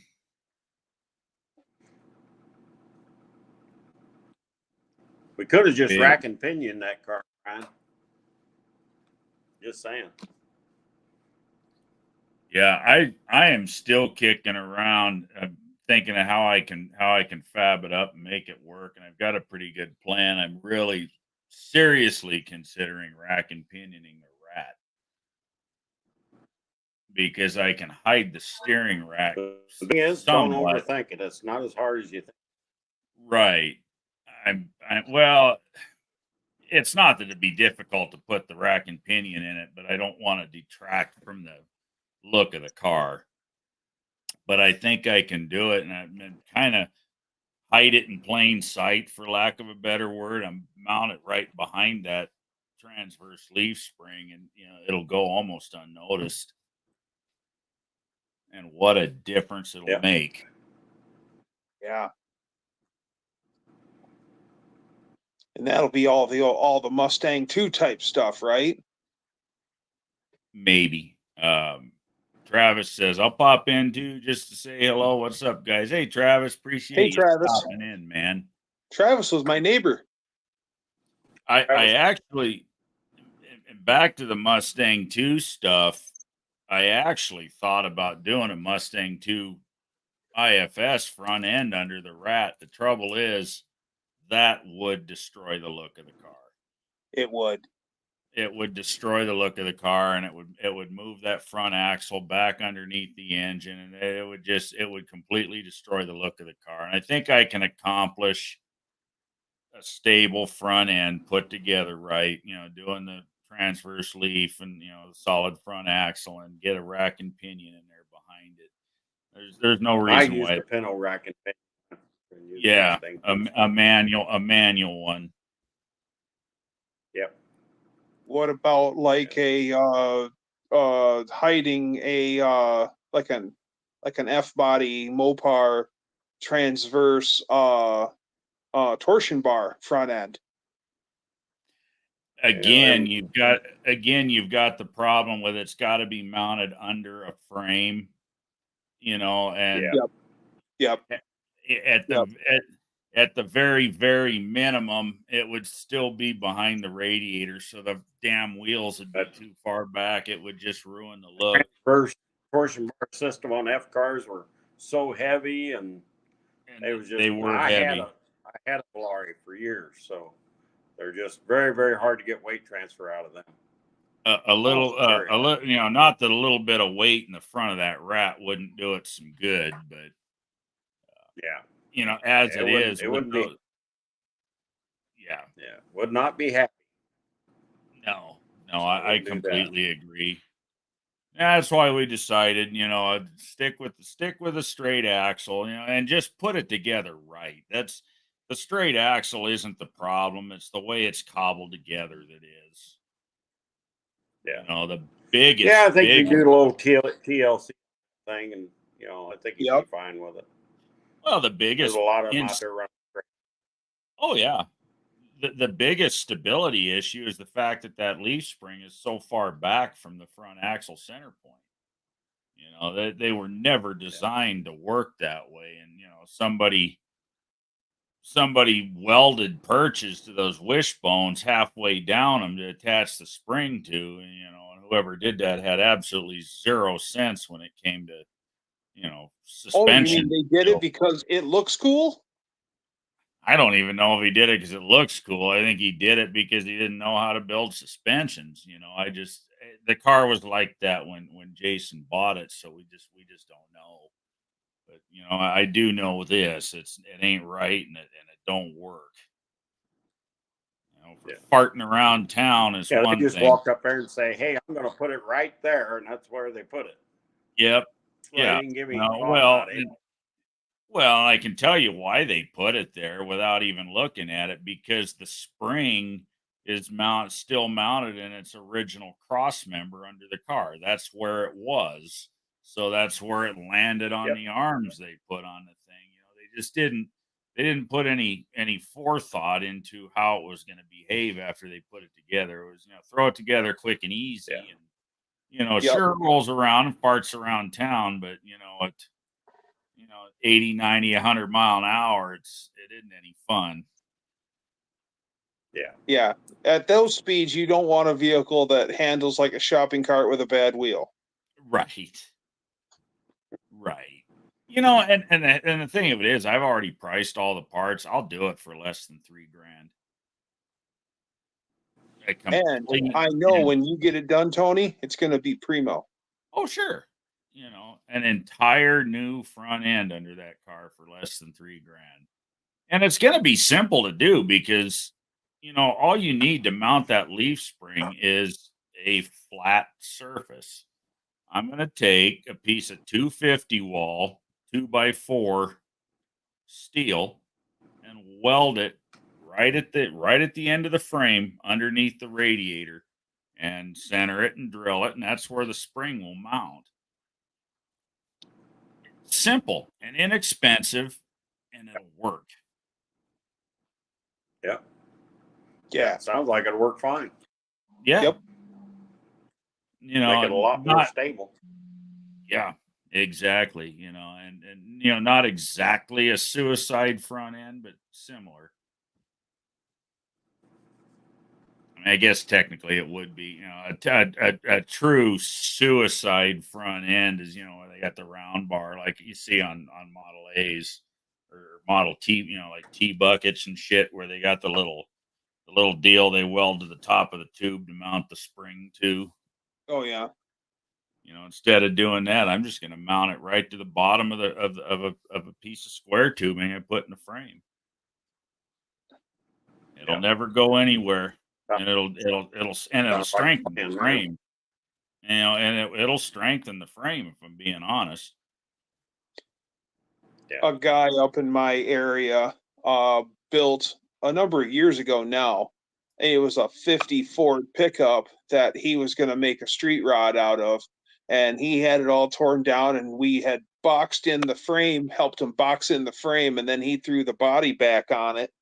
And he had this gnarly twin turbo small block Chevy that he had in it. And then he put a straight axle in it. And then he went to the farm store and he bought snowmobile trailer. They're like 2 foot or 2.5 foot long leaf springs for a snowmobile trailer. And then he mounted those rigid to the frame rail and then put the straight axle on top of that. Oh, wow. And that thing handled like a shopping cart with a bad wheel. For sure. Bet it did. Well, for And one, the faster you went, the less, the more the steering was out of this world, because the axle would rotate back, and then it would just throw all the geometry off. And he drove that thing without a care in the world. And yeah, he's like, "Let's go for a ride," and I'm like, "Hey, I gotta go do something." Oh, yeah. I'll call a cab. Yeah. Call a cab. JB says, I did get a potato from Doug. Well, I win because I got 2 potatoes for Doug. Hell yeah. One for each car. Oh, yeah. One for each car. Yes. I didn't give you a potato, did I, Dennis? Yeah, I got one from you. Excellent. I thought I did. Yep. I was in the staging lanes with the truck. Yes. You walked up there and gave me one. Yep. Mm-hmm. Yeah, I made that. That was my first thing. I'm like, who could I hit the most, the quickest? I'm like, hell yeah, I'll hand out stickers and potatoes in the staging lanes. I'll tell you what, it'd be real fun. Get that rat stable on the racetrack and then run it on alcohol. Yeah. Oh boy. Set it up for alcohol. Yeah. Dennis knows that'd be cool. What's that? Oh yeah. Yeah. You'd like my friend's Roadrunner it's essentially a race car with license plates, and it runs on alcohol. And he's like, if you want to go cruise in the Roadrunner, you got to be my helper for the day. And I'm like, okay, we'll cruise the Roadrunner. And he ran it on alcohol.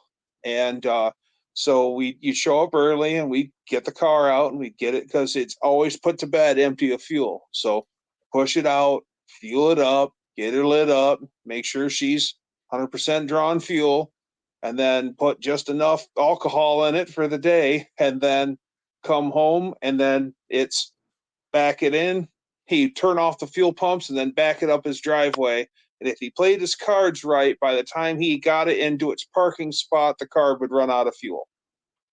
Nice. And then we had dump cans we put up underneath it, and we would open up the dump valves, and then he had a Schrader valve up by the carburetor, and we were blowing the fuel back. And yeah, it took a little while to once you knew the draining procedure. It still took a minute, but it was totally worth it. That car is amazing. You're gonna put a 351 in a large truck. That's cool. Yeah. Cleveland? Anything's better than that frickin' mod motor.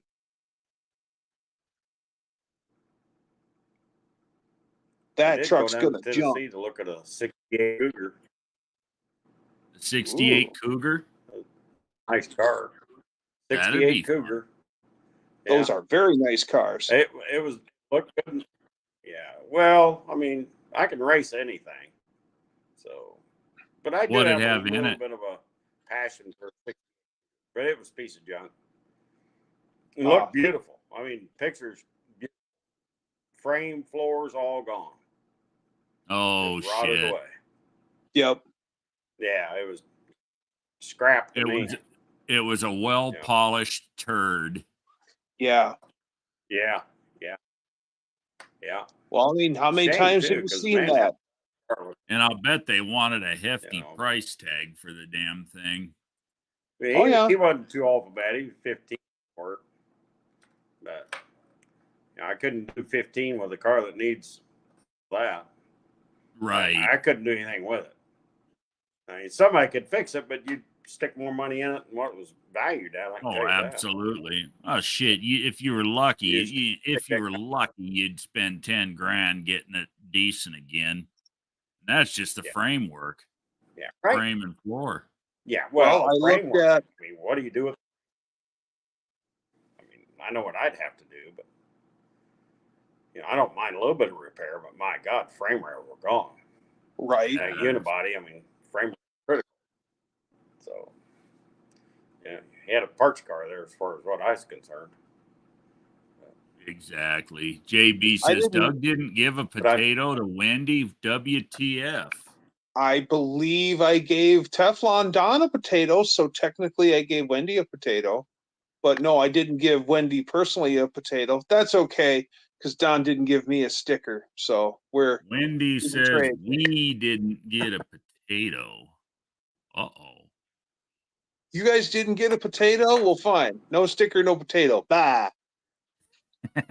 I'll give you 2 next year. JB's little shop, he ain't getting any cookies. What's that, Dennis? Stickers? I said I still haven't any stickers made up for my channel either, so but it's no big deal. It's not a big, huge channel. Fine. But that's fine. Are you sticking with the Twisted Mopar theme, or are you going to change up when you get a different car? No, I'm going to stick with the Twisted Mopar. It kind of goes with the way I think about things sometimes. I like it. We could take that design that I did for the hats and the shirt front, and you can get Sticker Mule to print them up for you, or hell, just about any sticker outfit. But the Sticker Mule stuff's good quality, in my opinion. I've personally ran them through the washing machine, forgotten in pockets, and have them live. Yeah, that's pretty good. Yeah, I haven't made up any stickers. And I'll stick with the theme of the Twisted Mopar. I mean, I'm still going to stay with a Mopar. I might buy a Ford, just to mess around with, but I'm still a Mopar guy, so I'll have a Mopar to race. I'll always race a Mopar. So. The lady that does my stickers for me, I want to say that I got like 200 stickers for less than $200. So that wasn't too bad. No. And I had I had her make me some oil change reminders too. And that was really reasonable also. Yeah, that's kind of cool. I got to say, y'all, that was a pretty proud moment the day that I did the oil change on my truck and took one of my own oil change stickers and put it up on the working man's in the house. Let's see if I can get this. Let me see if I can get this set around here. Y'all can see what I'm doing. Hey, and so is Slant Daily Shane. Good to see you, brother. Hey, Shane. On there. I'm having to repipe this stuff. Yeah, I'm gonna work. Y'all talk. What's up, Eric? Good to see you, brother. What do you work on? Looks like a regulator or a drive. Yeah, this regulator is bad on this. This is for our ammonia system. So I'm having to redo all this piping. It's all welded except for this little part, so I had to take this whole piece off to get this regulator off. So I'm going to be putting a union in the middle of this, so I don't have to take the whole thing apart when the next regulator goes bad. The trick with the Sticker Mule stickers, Scott, is to peel them from the front edge instead of from the back. The back paper always overlaps a little bit, and they don't tell you that. And that's why when you try to peel the back off, you can't never get the dang back to come off because you don't have the front edge. If you peel it from the front, they come right off. Took me about a year with Sticker Mule stickers to figure that out. But once I did, oh, this ain't bad. My friend who also does my stickers for me, she really pushed the kiss cut, like how mine are, how you have the remainder on the outside. She goes, Mhm. it's 10 times easier to peel. And Yep. she was right. It took me, especially after I came home from No Name and I put everyone's stickers up on my garage wall. And I'm just sitting there going, why couldn't they have the kiss cut like I had? I actually texted her back. I'm like, I now see the magic of the kiss cut. Tell me that wouldn't make for a killer sticker right there. Oh yeah, especially a big black square one, just like that. Oh, that is sweet. That's tech. There's no background. It just because it's a PNG and my computer's dark themed, it happens to look like it is. But that is actually a PNG and no background sticker. So you could you could make it round, you could make it square, you could make it oval and cut it out. However, you Yep. go so many different ways, but the graphics done, Dennis. I mean, hell, you're welcome to it if you wanted to use it. And hell, you paid me to make that. So square like that. yeah, and you could just do a rectangular sticker on the black background like that too. Because it pops. Oh, that would look sweet. Yeah. Do it. Do like a 3x4 or whatever the heck it works out to be, 2.5x4. Whatever rectangular sticker. Yeah. If you bought, I think. With Sticker Mule, if you bought 300 of them, I think you could get them at about 50 or 60 cents a piece. That's how I buy mine, and that's the trick with them. If you just buy 50, they're expensive, but when you get a few more, you spend a little more up front, but they're way, way cheaper. Yeah, that kind of sticker right there would be just fine. Yeah, yep. I think it'd look neat. Good sticker right there. I will tell you, it is kind of a happy moment when you're walking around and like I hand out my stickers to all my friends, and you think I've seen one of them on my friend's ride yet? No.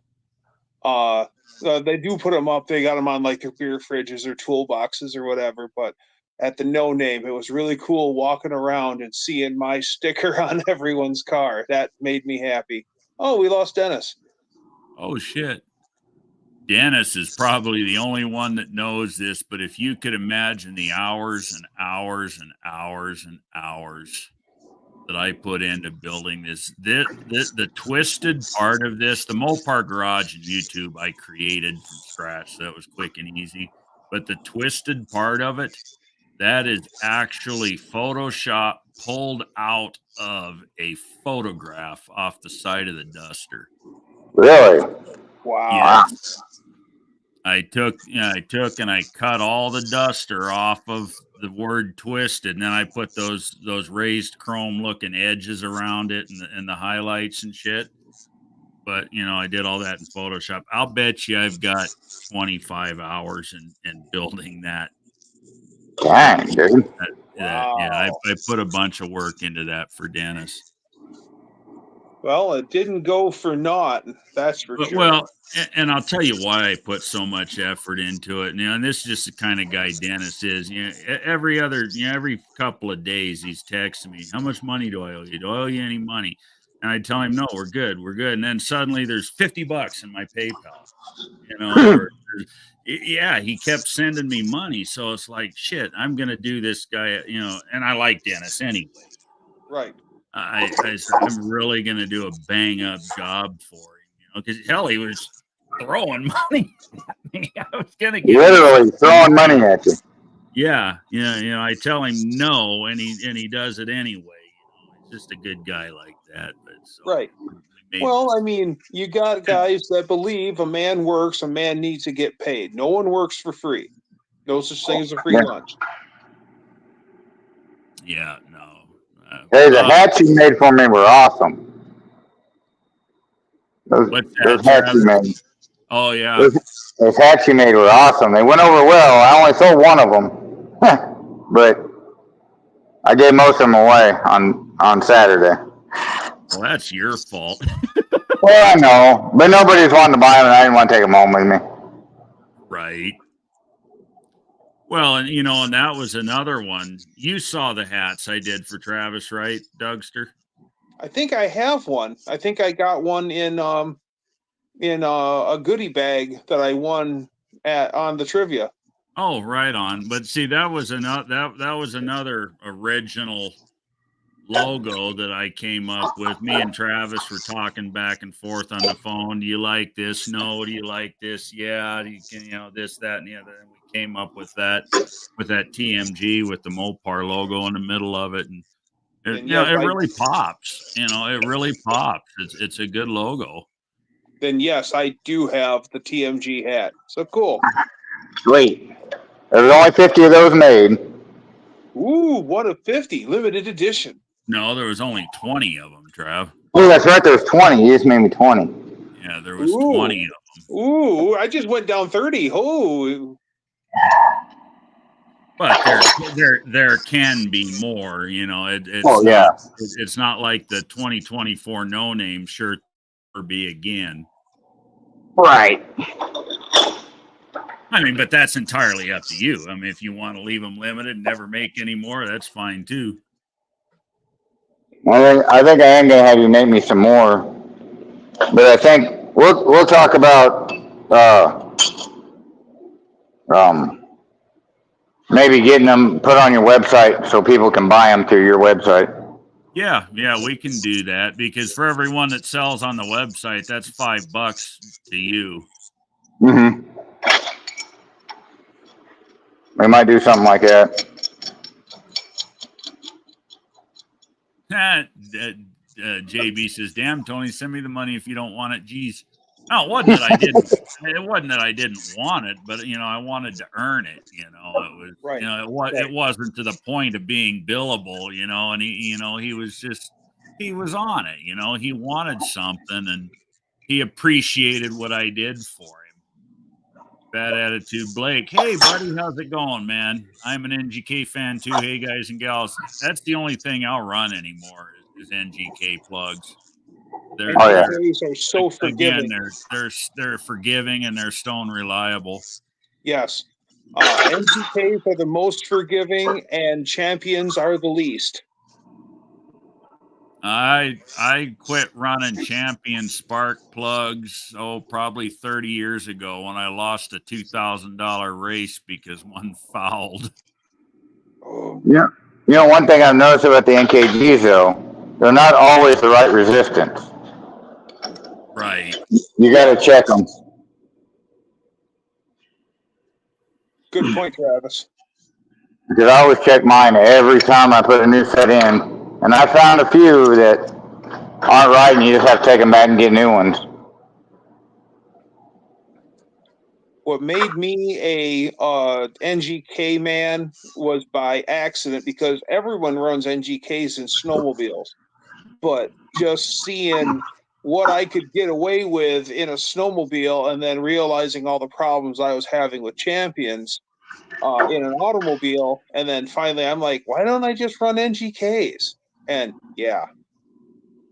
Well, with the me, NGK could be just nasty, almost fouled, and it'll come back.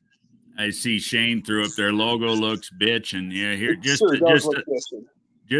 a little teaser here, guys. Coming up, me and Shane have been talking about it. There's going to be a Cookie Monster shirt coming out. Yeah. Put me down for one. I'm already making money, brother. Cookie Monster, I knew was a good-looking car. I could tell from just the shots and from it, action shots and everything, and then shots in Shane's garage. But to actually see Cookie Monster and take it in for the first time, that is a immaculate ride. Oh, that thing is rocking. Yes, and it moves. Yeah, it's as fast as it looks good. Yeah, I still got to catch 5 minutes of time to open a port on the server because Shane already has a bitchin' picture. He showed it to me on his phone at No Name. that we're going to get that printed up on a shirt for him. Oh, that'd be cool.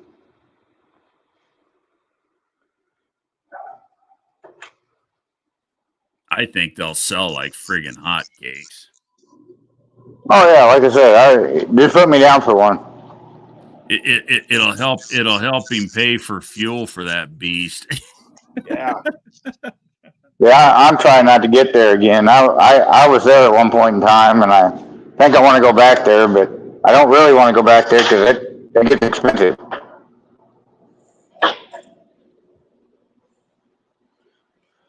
Oh, we don't have the right pricing. Dean, Cookie Monster. Yeah, love it. Love it, love it, love it. Yeah.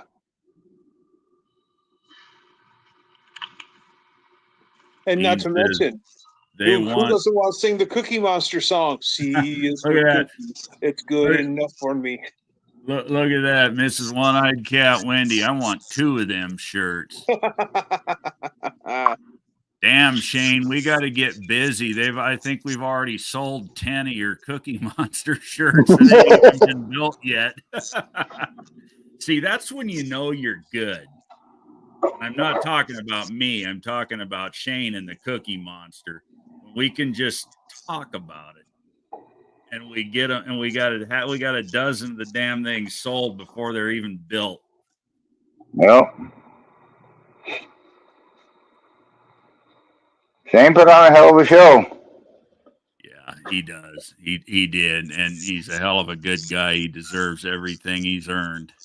Mm-hmm. He works hard for it. I love seeing the kids running around on their chopper-esque bikes. His son's got a spiky thing on his helmet. And I'm like, yeah, I got a pretty good feeling whose kid you are, bud. Yeah, I gotta get a couple of those Edelbrock hats ordered for me and Jason that Shane was wearing. Those things are cool. Literally, they keep you out of the friggin' heat. Oh, those big straw hats. Yeah, the big Edelbrock straw hat that Shane had on. Mm-hmm. He told me they're for sale on the Edelbrock website, and I went and found them. Next year, we're going to see Tony in a big old 4-foot sombrero direct from Mexico. No, just have an tequila Edelbrock bottles one. hanging from it that say "pull in case of emergency." Oh hell, right on, Shane. I'll have to send you my address. I don't think my address is on the cards, but I'll shoot you an email here in a few minutes this evening with a link to my server, and it'll have all the contact info in it. It's what the hell is your email address, Shane? I think it's on your channel, ain't it? Should be something cool like Cookie Monster at Gmail. Yeah, but it'll probably have to be like Cookie Monster 5001 at Gmail because the original Cookie Monster was taken in 1999.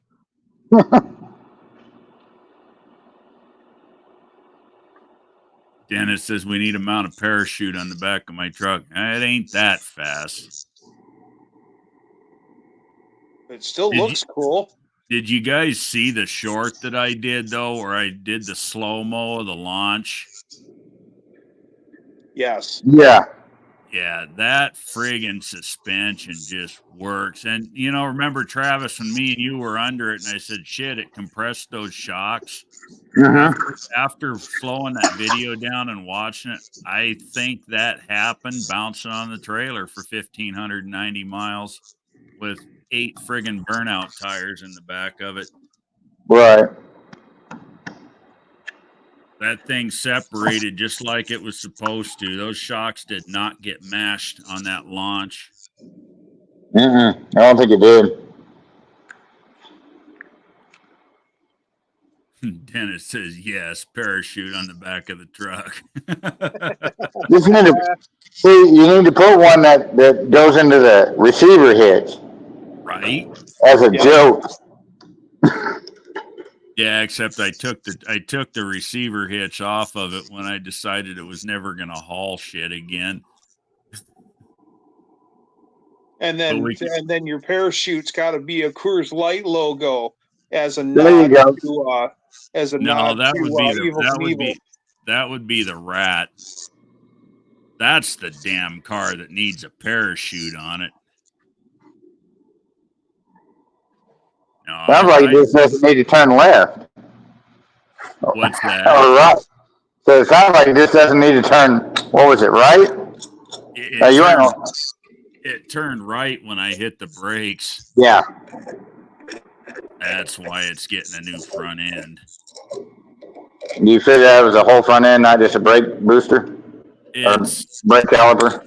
That front end is so friggin' cobbled together, and we didn't do it. You know, that's how the car was when Jason bought it. And the more I look at it, the more is wrong with it. You know, there's just everything about the way it's put together is dead wrong. Rather than, you know, and I've sourced all the parts. I get everything I need from Speedway, and I'm going to do everything, including a rack and pinion for the steering for less than $3,000. Not bad. Yeah, for $3,000 and a few hours in the shop, it's to make that car 1,000 times safer. It's a no-brainer, and you know we'll take the front end that's under it and out of the scrap yard and get beer money. That'll work. Dennis says, "Okay, been a long day. Good night, everyone. Thanks, Tony, for putting up with me. Anytime. It's a pleasure having you on, brother. We don't get to talk often enough. Oh yeah, hanging with us. Yeah, I'm sure y'all don't mind me just working and talking. Shane also says like you we're gotta hanging get in the to shop bed. Have with a you, good Travis. night. Yeah, check your email in the morning, brother. I'll have a link. Bye, Professor. For you. Later, Shane. We gotta hook up one of these days. We're too close not to. Right. Heck, he's only about 20 miles from me.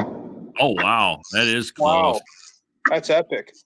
Well, it took me a year and a half to get down to Eric's house, and he's only an hour and a half from me. Yeah. But we finally got it. We finally got together and hung out a few months ago. Yeah, We've been going across the state to visit 6% all summer, and he's 2.5 hours one way. I'll be seeing Rick from RC Industry here pretty quick. He's going to be in my neck of the woods. Cool. He reached out and said, "Hey, I'm going to be." I said, "Shit, yeah, we'll have to get together." Oh, for sure. If I'm in anyone's neighbor neck of the woods, and if I can, I'll be like, "Hey, I'm stopping by, or I'm coming through. Where you want to meet?" Last summer, Clint and Emily came by from Clint Street Machines. Wow. They were on a cross country. They were going to California for something. I forget what now, but they were passing through Arizona, and they come by and spent the afternoon with us. Yeah, this year when we went to Washington, if we would have taken the southern route, we would have stopped by and seen you. But we went through Montana and stuff. Oh, you stayed north. Yeah, we stayed all north because we wanted to go look at some stuff up there. Because 2 years before that, we went to Arizona and everything. Right, you went to Sedona, didn't you? When you were over here? Yeah. Yeah, 2 years ago. Yeah, that's only like an hour and 15 minutes from me. Right. And hell, to get to Sedona coming from where you're coming from, you drive right by. I mean, not right by. It'd be like a 30-minute detour to come to the house.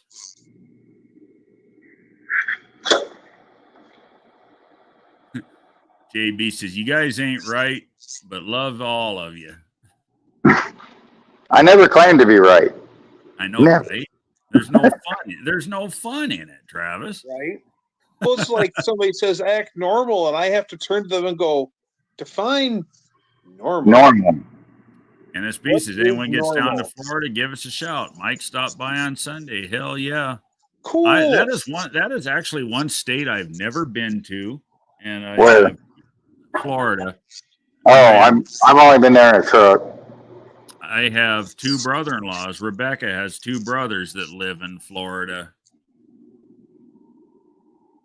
How far am I from Vegas? Probably about 4 hours, 4.5 Yeah, something like hours that. ish. Yeah, 'cause we stayed in Vegas when we went down there and then drove to Sedona, and it wasn't that far. Yeah, I want to say Vegas from here is about 4.5 hours. Yeah, I'd say that's a pretty close estimate. I hate this shit. What is it? Pipe dope? Pipe. Yeah, and we can't use this as tape. We have to use the stinking liquid stuff, and I hate it. Messy. Yep. Messy. It's almost as bad as the Tin Man spooge, isn't it, Travis? Oh man, don't get me started on what Copper Shield. Oh Oh god. yeah, yeah. Oh man, Copper that's Shield. just a The mess. peanut butter. Dean says, I'm the most right person you got in here, JB's little shop. What do you mean? Bullshit. Yeah, it's the copper based stuff, the tin based stuff never sees. No matter how careful you are with it, and just a little dab here and a little dab there, and next thing you know, you blow your nose. It's in your nose. How the hell did it get in my nose? How the hell did it get behind my ear? How did it get Well- under on the bottom of my foot? I was wearing boots and socks all day. Well, and you know what else is just as bad? What else is just as bad is frickin' anti-seize. That's what I was Yeah. talking about. It's anti-seize, the copper stuff and the silver stuff. That shit gets everywhere. Everywhere. Yeah, we had to use Copper Shield on a job, and I don't know how it happened, but I got it on the walls of my house. Yes. Yes. Yes. Wash your hands after work, go home, and then you got Copper Shield on your walls. Doesn't make any sense. How the hell did it happen? You're still mystified by it. Yeah. Mm-hmm.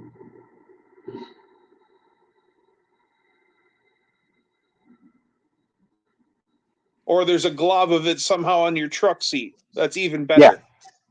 Yeah. Blake says anti-seize is like glitter. Yeah, It that's is. no shit. It is. Gets It absolutely friggin' is. everywhere. Yeah. Great stuff to have, but boy, yeah, it just gets everywhere. Especially when I was working at the diesel shop, that's when I used to go through jars of peanut butter, Oh man, putting stuff back together. Loctite makes pipe dope that's in a tube like chapstick. Works pretty good and it's not as messy. Yeah, I use that stuff. I'll have to check that out. Yeah, it's good stuff, and he's right. It is not as messy because you kind of paint it on. It's like more like a paste. It's like like he says, like chapstick. Well, at least Travis has the jar of it, because the stuff that I always got was like in the squeezy tube. Oh yeah, And, Yeah, we got that too, but the I yellow really hate shit. that shit. The yellow shit that you buy at Home Depot for gas pipe. Yeah. The stuff I hate that we have is the high temp stuff. It's like a black tar. Oh yeah. Oh yeah. And that stuff really, I mean, you can't hardly wash it off your hands. Yeah, that stuff's terrible. Years ago, my friend Jason restored an '83 Kenworth Aerodyne, like BJ and the Bear truck, and he went and had the frame sanded down real good, and then we brought it back to his place. Well, we lived in the same apartment building, and we went out and laid in the driveway, and we painted that whole thing with chassis saver. And oh my God, I wish I had wore gloves or something. I had chassis saver all over my hands and my forearms. Oh shit. 3 B&R. weeks later, I still had chassis saver on me. B&R has a really good tip here, and I actually forgot about this one, but an old man showed me that years ago. You mix some gear oil in the anti-seize, and it makes it not so shitty. Mm.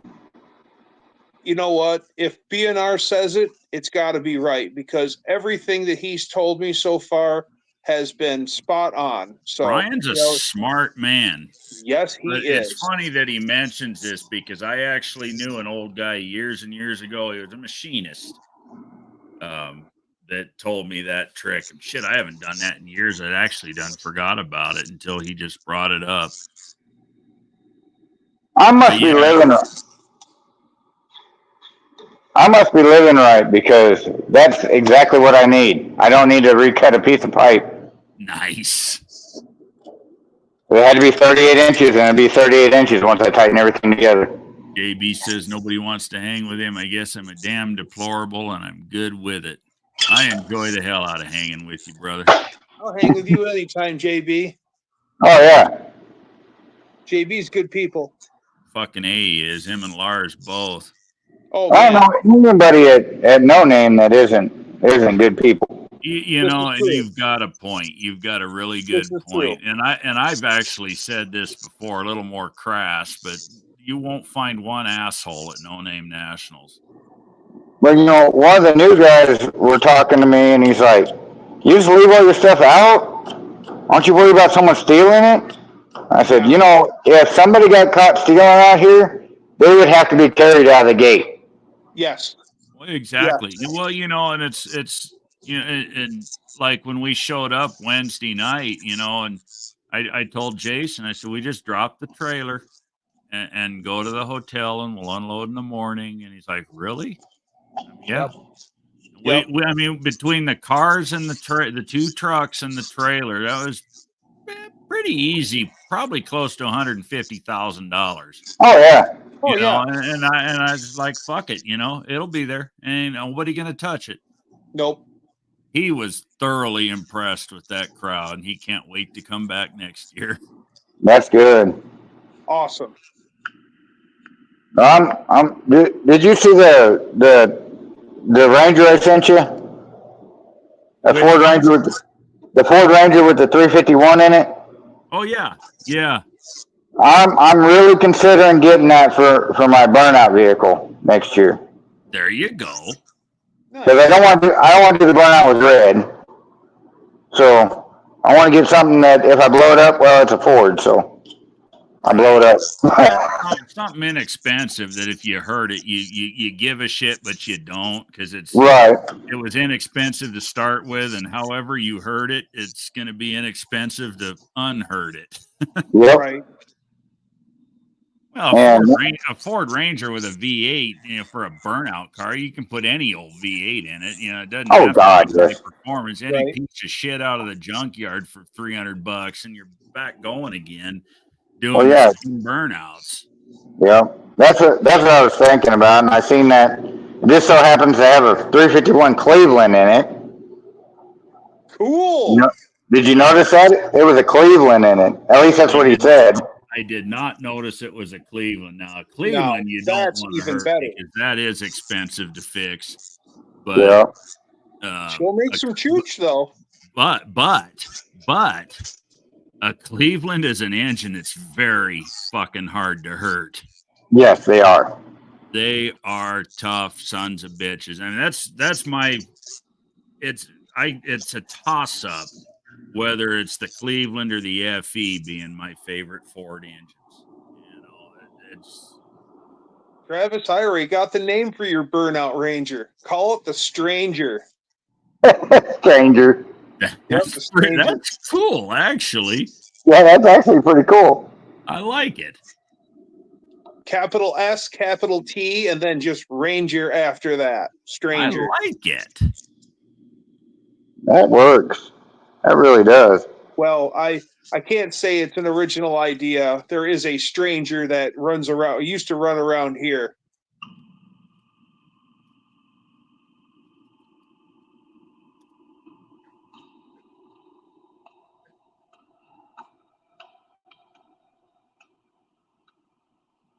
Did I lose everybody, or did everybody just go quiet?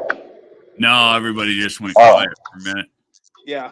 We're just I had a WTF moment here because I cracked open another browser window to pull up Shane's channel to get his email address because I'm going to send him that email.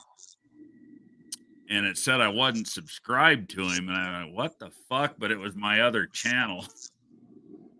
Which You know, you say that, but after knowing him this year, there was 4 or 5 channels that I was not subscribed to anymore. I get that all the time, Travis. Hell, it even happened with Wilburn. 6, 7 months ago. Fucking one day I just wasn't subscribed to him, and he actually sent me a text. Thanks for the sub. And I went, what the fuck are you talking about? I've been subbed to you for 4 fucking years. and then I got to thinking that I remembered having to resub to him. Mm-hmm.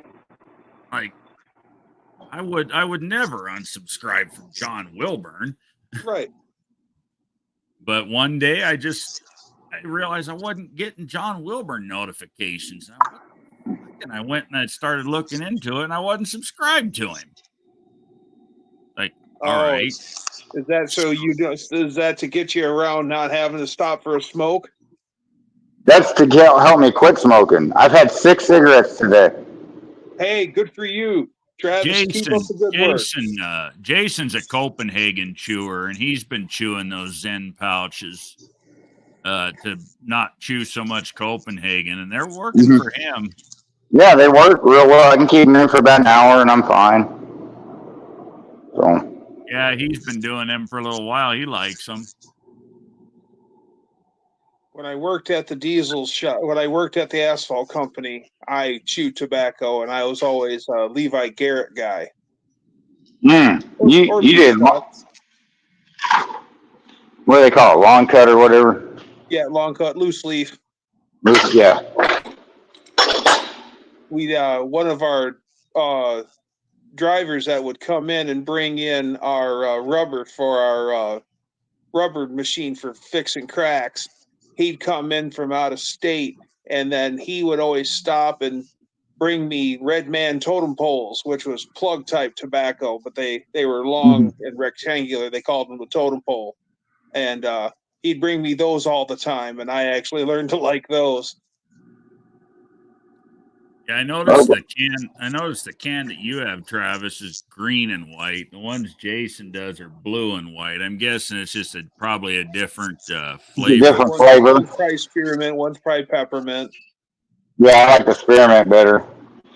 I tried the coffee ones, and they weren't very good. I didn't like them. No. But the spearmint ones are really good. I love coffee, but coffee is also something that they can't seem to duplicate and shit like that. It's like I've tried just about every coffee flavored vape juice known to man, and every one of them sucks. Yeah. I tell you, I got this pack of cigarettes. I've had this pack of cigarettes open for 2 days. Hey, look who showed up. Ain't seen him in a minute. Jason's garage. Jason? He's alive? Yeah, Jason's alive. He's alive. What's happening, Jason? Man? Good to see you. Hope you're enjoying the hat. Tim took him a hat. Oh, right. Turbo Tom took him a hat. Right on. Nice. Because when he said he was going to swing by and see Jason, I said, hold on, let me give you a hat for him. Right. Because he wasn't able to make it this year. Oh, I hate these fucking captchas. Pick all the images with cars in them, and you pick all the images with cars, and then it says pick all the images with buses. Fucking things. What a pain in the ass. But guys, I'm gonna get off there. I gotta get this back in there, and then I'm gonna go eat lunch. So. All right, Travis. Thanks for hanging with us, man. Good seeing you. Oh yeah. No big deal. I'll be here for the next 74 days. And Jason says he's loving the hat. All right, cool. So I'll holler at y'all later. Take it easy. All right, Travis. Take it easy, man. Later. I thought it was cool. I kind of like, it felt like we were hanging out in the shop with Travis. Oh shit, yeah. We're comfortable in the shop. BNR says NSB vote to end superinflation November. Oh, absolutely. Yeah. JB says, Jason.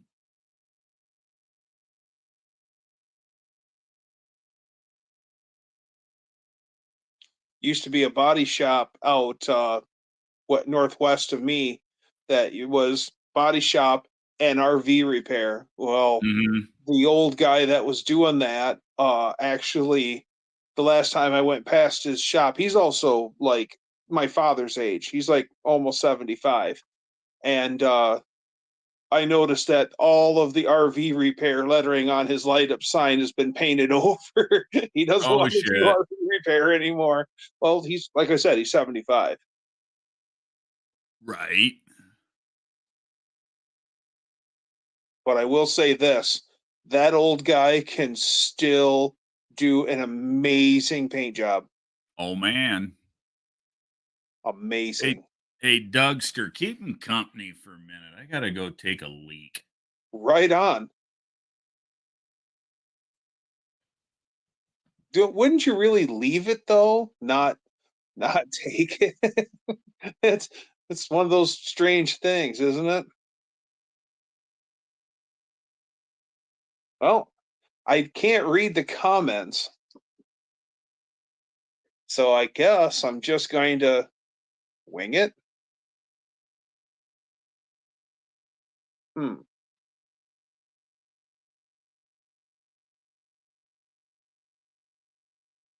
Go grab something to drink, I suppose.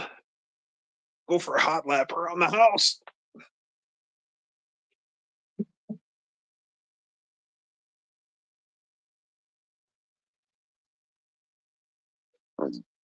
Excuse me?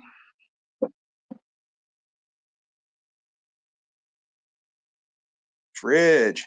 Gonna go get some tea.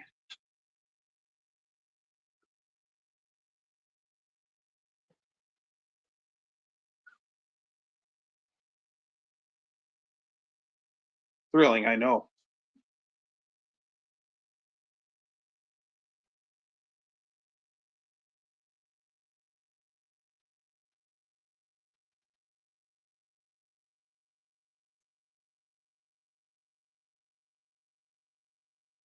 Remember, Tony, shake it more than twice. You're playing with it.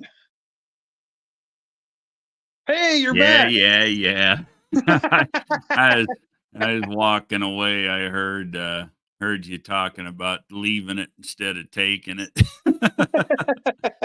My wife's in the other room. She says, "What are you laughing at?" I said, "I told Doug to keep him company while I had to go take a leak." And I told her what you were saying. I figured you still had your mic on or your ears on. Yeah. Let's see. What did I miss in the chat? Oh, everybody went to the fridge with me and got a glass of tea. So yeah. Oh, right on. Yeah. Yeah, I've been nursing on a supersized iced coffee, so that iced coffee's making me leak.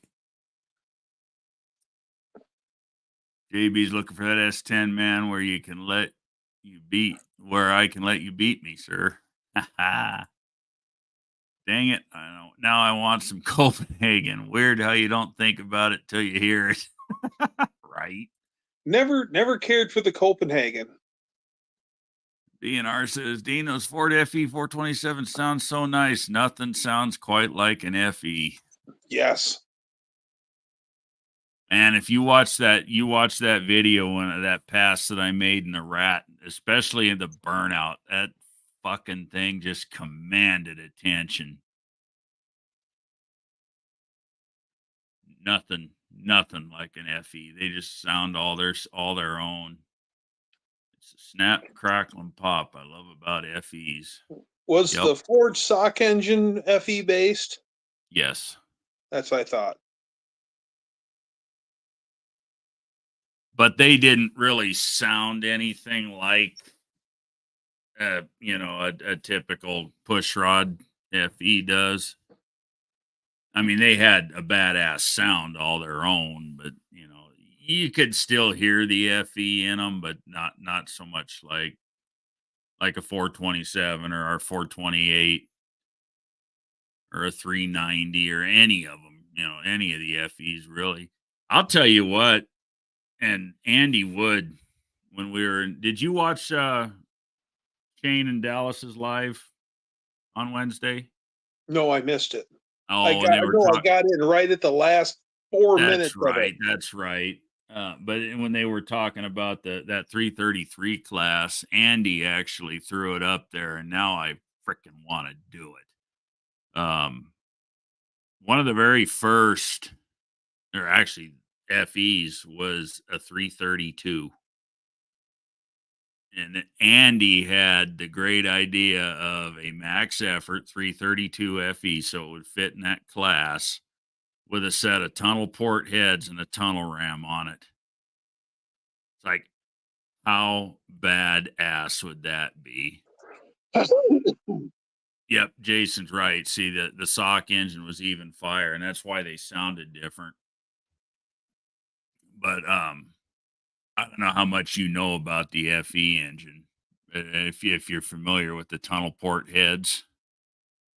No, I know very little about FEs. Yeah. Put it this way, it would be one hell of a little small cubic inch engine. The only drawback is, it's weight. It's a 332 weighs just as much as a 428 does. They're a big heavy block, but my God, the power you could get out of that little motor. It would behave like a 4V 351 Cleveland. Because those were huge, huge heads, on a 351, a relatively small displacement engine. And I've played with a few real deal 351 Cleveland 4-valve Cobra Jet motors. They're fucking badass. Yeah, JB here talking about Alex. He'll tell you about them. Alex just needs the time to spend with that Torino, and that thing will be in the sevens easy. Oh, fuck yeah. Oh, Alex, he is definitely the Ford whisperer. Oh, yeah, you should have seen him. He was, when I started the channel, building that 428 that's in the rat, Alex was a regular. He wanted that motor. You should have seen him when he shows up in the pits and that sumbitch is in the flesh right in front of him. He thoroughly enjoyed oohing and awing over it.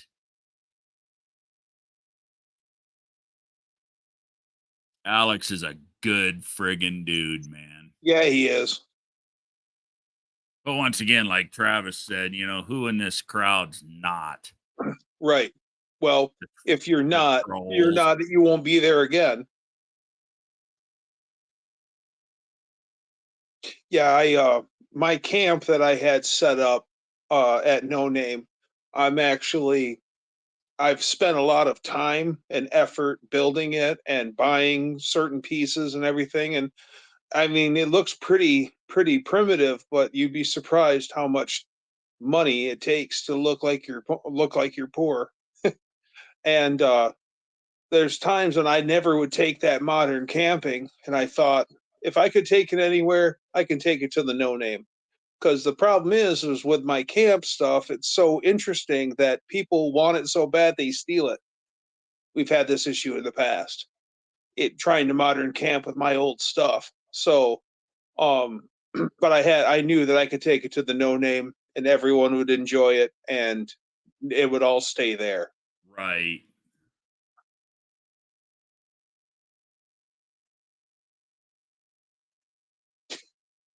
You know what actually would be fun is if we could play Pastime. Remember the TV show Pastime? Yeah. 3 contestants at a drag strip and you guess the time.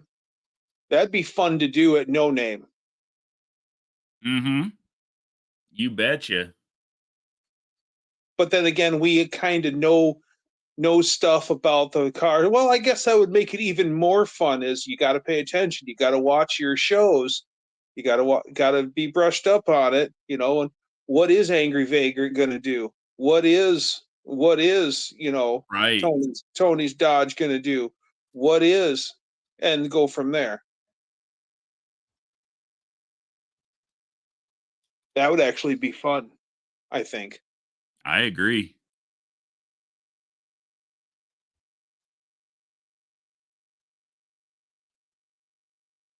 But it is better when you don't know nothing about the car except it comes up.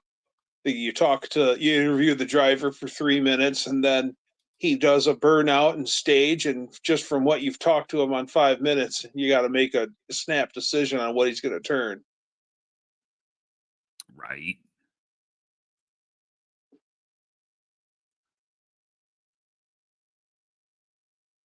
So what else? So we had the slow name nationals happen, and what are some of the other biker competition tricks they do? Don't they ride two up and then they have a hot dog dangling from a string and the back passenger? You got Oh to keep the bike yeah. level, and then the back passenger's got to bite the hot dog. I wonder if we could do something like that On monkey bikes? on monkey bike. Yeah, we'll just get all the bike rodeo events going. There you go. Because that's another slow thing that you've got to happen. And then, but most monkey bikes are a one-up bike, so that'd be even harder to keep your balance and have a passenger. But I was just thinking some of that bike rodeo stuff, other slow stuff we could do. Or we could even have like a little road course where you've got to go slow and then navigate. Yeah. What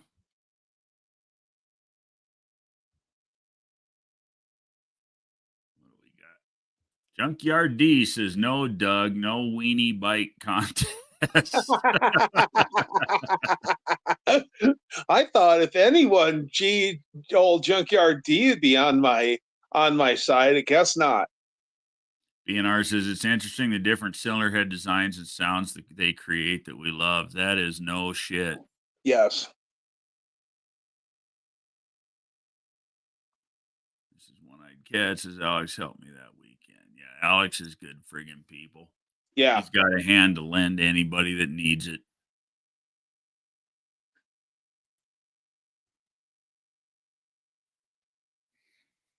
And man, he's says the kind of guy, he does everything. I mean, he's a car guy. He can find old toys, all sorts of neat stuff like that. He's also a woodsman. He gets out and he hunts and everything. It's like, my God, the only thing he doesn't do is sell popcorn at halftime. And he's working on that. right.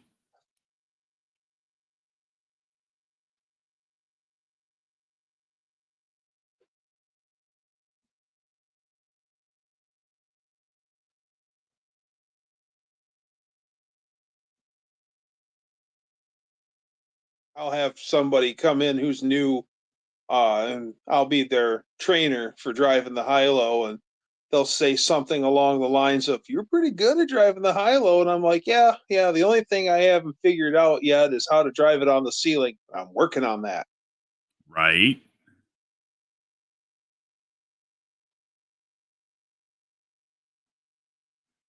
I had a really cool signature move that the safety guy seen, and actually it was the corporate safety guy seen, and he instantly put the kibosh on it because I deal in tortilla chips, and a full skid only weighs like a couple 100 pounds. So I could take two skids, set them on the floor in front of me, and put a fork in each one. So one on the left, one on the right, tilt my forks just right, and then I could back up, dragging those two skids with me, and I could drive all the way across the whole facility straight up to my dock door. I could navigate corners. I could turn the whole rig around, holding the skids and not tipping them over, turn around 180 degrees, and I was having all sorts of fun with that. Right. And yeah, the safety guy seen me do it. Well, my boss was actually like, "You can keep doing that. You can keep doing that." And he allowed me to do this. And okay. And then the one day when the safety guys seen it, yeah, he went and seen my boss and he struck that thing dead within 10 minutes of him seeing it. Oh, well, it was a good run. I got to do it for like 2 years. As a matter of fact, the name of it at work was Doing the Dougie. Nice.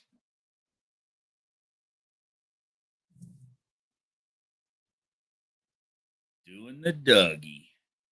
That's doing the funny. Dougie. And I'd say doing the Dougie and a Snuggie. But you need a female for that. Oh, absolutely. Yes. And remember, when the ladies do the Dougie, they're doing me. And for your sake, it better be Lady Dougster. Right. Yes. Yes. Lady Dougster is all I need. Right. Best ones always are. You can't see me grinning on the other side of the world. Sure, I'm your biggest advocate. Well, except for the leaders thing, but we've been over that 1,000 times or more. Which reminds me of a Neil Young song. Dean always brings good humor. Oh, yeah. Dean is so funny. Oh, man. Love and having him him and I hang just out with feed us. off of one another, too. That's what's even funnier yet. Right. Another one we need to get hanging out in here telling jokes is friggin' Thumper. That dude's fucking funny. Yes, he is. Yes, he is. He's a lot of fun. And Yes, he is. And his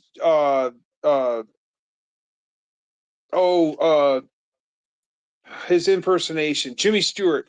His Jimmy Stewart impersonation is so spot on and funny. And we were packing up Sunday, getting ready to go, and Thumper's there, just being Thumper. And him and Ray are old friends. Ray and Thumper have been friends for 40 years. Oh, wow. Yes, Thumper's from Nebraska, right? So, and then he moved up to the UP, and so we're loading up the trailer, and we're just having fun. And as I'm loading up my trailer, I'm like, "Hey, Thumper, can I get a little Jimmy Stewart this morning?" Well, you see, you got those boxes there, and right. Oh, awesome. Yeah, he's hilarious. So Dean says Thumper's a double pumper. Man, he's so much fun. So you're not familiar with the Batmobile collection that I had for No Name, do you, Tony? No. Yes. So all weekend long, Batmobiles were stashed in random places throughout my camp all weekend long. Oh, shit. End of the weekend, Batmobile count was 43 or 44. Wow. Hot Wheels Batmobiles. Yes. That's cool. Yep. They were everywhere.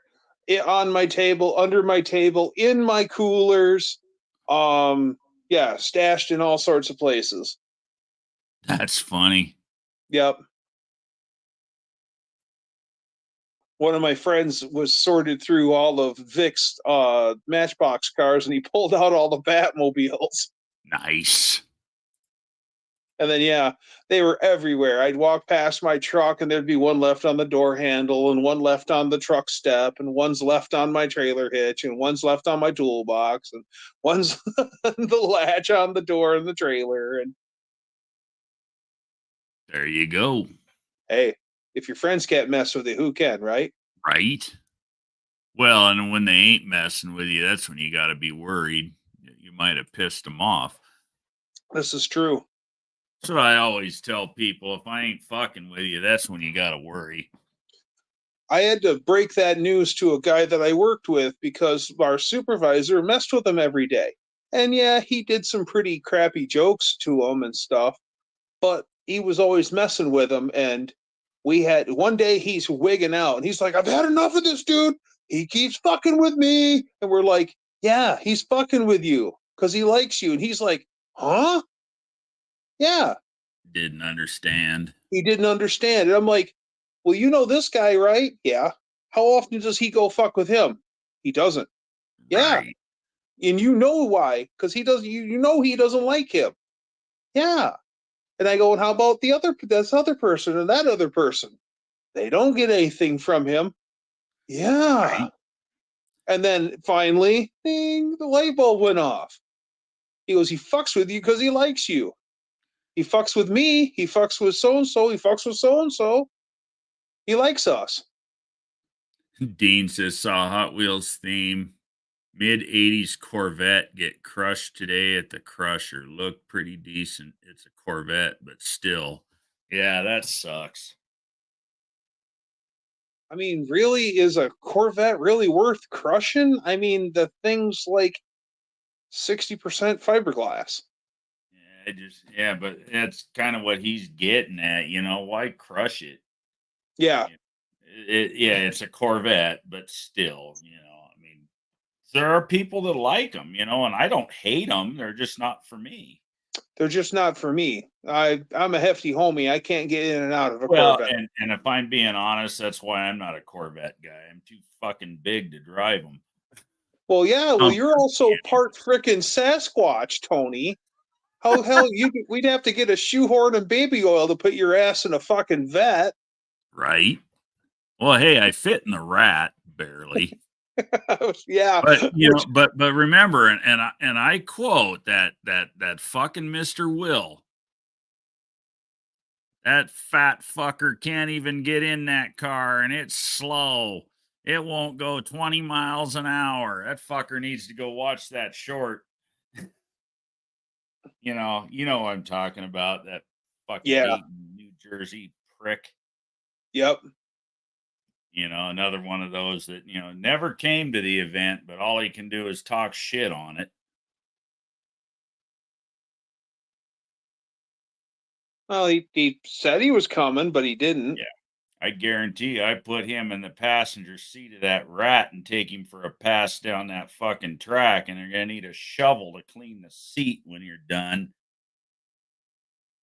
Well, I have every ounce of shit in him's going to exit right into the seat.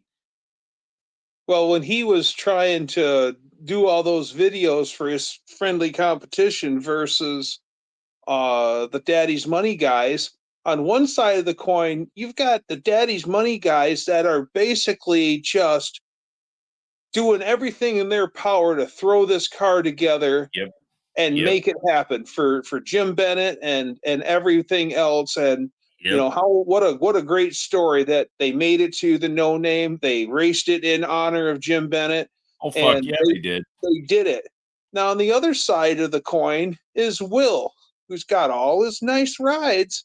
And oh yeah, hey guys, I'm just here vacuuming out my Charger and just wondered how you guys are doing today. And he says they're nice, but none of us have seen enough of them to prove otherwise. I mean, shit, Dennis was telling us about a Cougar that he went and looked at. It was a nice looking car, and the fucking thing didn't have any floors or frame rails in it. But that's normal. That is very much normal, where you get these beautiful, pretty, shiny cars that you walk up to them and you're like, wow, where have you been all my life, beautiful?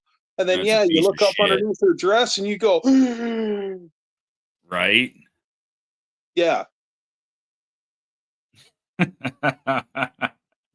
I wasn't going to say it, but I'll say it anyways. That's kind of like looking up Kamala's dress.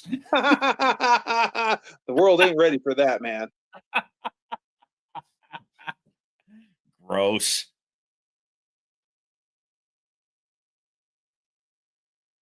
Yeah, I'd be willing to bet she's got a bigger dick than Michelle Obama.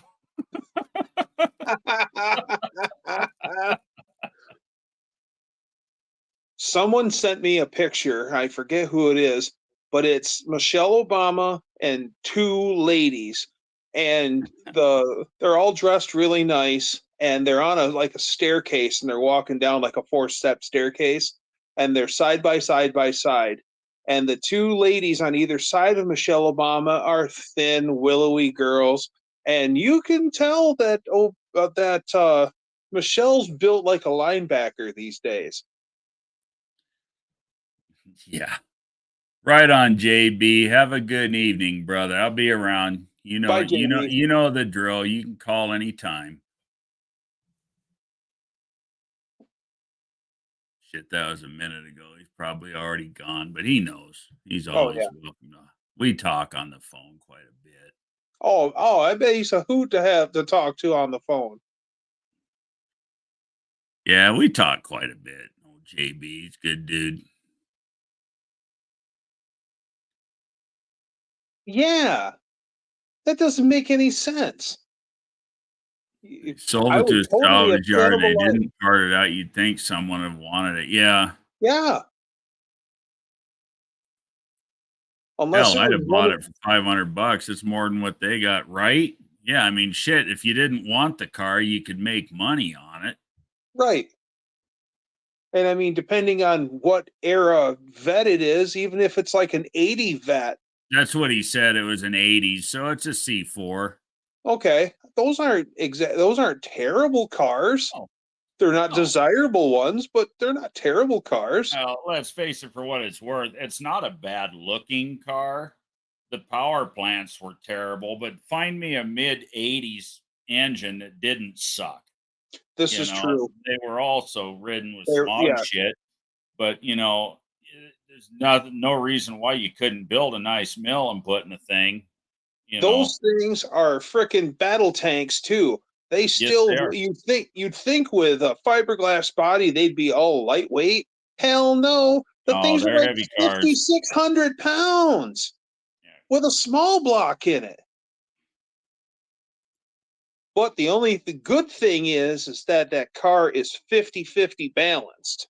Right. So it still will handle great. I'm a closet Corvette fan. I mean, if I could weasel my ass into one of those, yeah, C4 vet. I always called them bastard vets because nobody ever wanted them.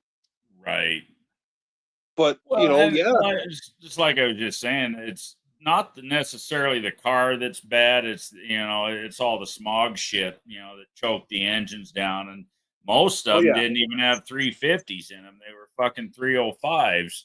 yep. But you could still make a cool car out of them. Oh yeah.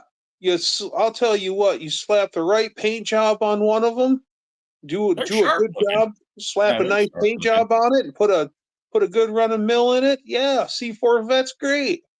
Dean's or Bad Attitude Blake, he's scratching his chin. Closet Corvette fan NSB, you can come out.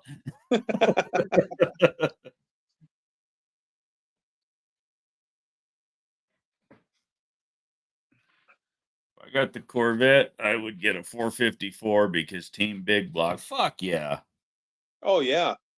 Boy, I'll My tell dad, you what, it wouldn't be any fun sticking a 454 in one of them cars though. My God, the small blocks were fucking shoehorned in them things. Not that it couldn't be done, but it'd be a right. damn chore. Well, when I was a kid, And it'd scoot. my dad's friend Red had a 69 Stingray in war bonnet 454. gold, 454 or yeah, 450. Was it a 454 and 69? Yeah, yeah. Okay. Yeah, 454 4-speed, war bonnet gold vet.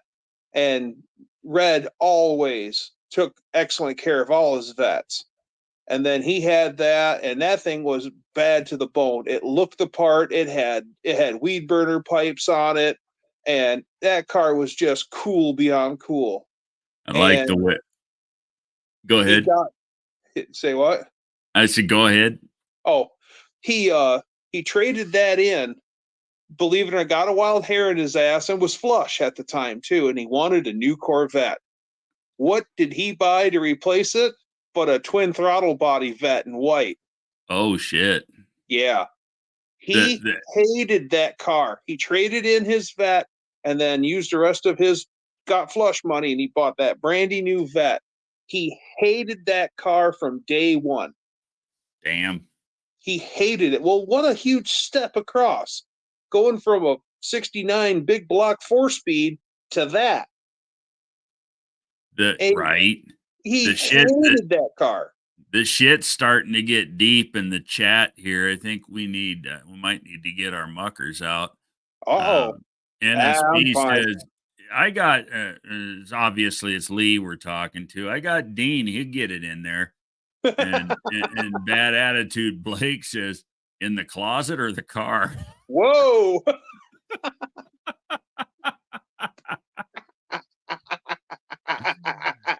But I was gonna say I like the way Lee's thinking here. I got Dean. He get it in there.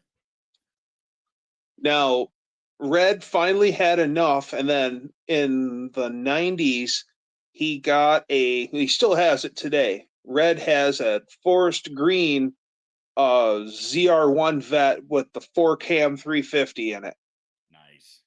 And that's he says feels more like that feels more like his 69 than it did his 80 something. I want to say that was an 82. The only thing that I liked about Red's white vet, the twin throttle body one, is it was white with an oyster interior. That's a nice color scheme. Yes, that car really, really looked good. But other than that, yeah. Oh, and it had like turbine looking wheels on it too. Oh wow. Yeah. Yeah. That was a good looking car. Yeah. But Red's gold car, that still's the ultimate in my eyes. That thing looked as good as she sounded. Yeah, she was the whole package. Nice. Very, very nice. Hey, look who's finally showing up. Ding dong. What's happening, Brian? All right, motherfuckers. It's time now. Let's I see don't give a fuck. It's 10 minutes to 10, and the weird hour is going to commence. Oh, yeah. Brian's going to want to put jumper cables on his nipples again. Oh, shit. Only if we can plug them into 220 AC. I'm going to start. 483 phase, my guy. Brian's a closet Corvette fan. Oh, yeah. Yeah, I want to see C3 Corvette really bad. Yeah, oh, yeah. Well, C3. That's not what I'm here to talk about. That's what we're sitting here talking about. Yeah, I know. I was watching those. Wasn't it the C3 platform that they made the Cheetahs out of? Kind of, yeah. Yeah. Yeah. C3 Cheetah. That'd be cool. That'd be way cool. Well, the C3 platform is what you were just talking about. Your buddy's 69 Stingray. That's a C3. Yeah, that went from like 69 to like 82, didn't it? Or 81? 81. 82 was the first. They rebodied them the same year they rebodied the Camaros, the F bodies. What? Oh, everybody's freezing up. No, we're good. I'm good. Could it be on your end, Brian? Is it probably me screwing up? I don't know why my internet. You're crystal clear on our end. Yep. Oh, okay. Let's see. Lee says, weird hour. So what is it that you wanted to talk about, Brian? You came in with a purpose. Blake, oyster interior smell fishy. It's that oyster silver color. They called it oyster. It's gray interior. So what kind of shit you gonna throw in the pot and stir up there, Brian? Yeah. I don't know. You're pretty far into this one. I don't think it would get back to the people who I'm thinking are being dumb. Well, I don't take my lives down. I know, but ain't nobody gonna watch this far, or they won't. But what do you guys think of this class race that Dallas and Shane Polito are trying to push on everybody? I actually think it's a pretty cool idea. The 333? Yeah. Okay. It's not something that it's like I said in our are you part of the Facebook? Yeah. I was the one that actually started that discussion in there too. Yeah, you're in there, so you saw what I said, if I had the room on the trailer, shit, yeah, I'd put one together and bring it because I think it'd be fun, but I ain't leaving my truck at home. I remember you're the one that mentioned channel cars. That's right. Yeah, because basically they're asking people to build a whole new car. Yeah, my truck and my rat rod or Jason's rat rod are my channel cars. They ain't staying home. but you know, But then here's the deal. Here's the deal. Okay. The first question I asked about it was ladder bars, because I've said a bunch of times I want to go ladder bars and leaf springs. No, actually, 69 is the first year that's not a girl's car.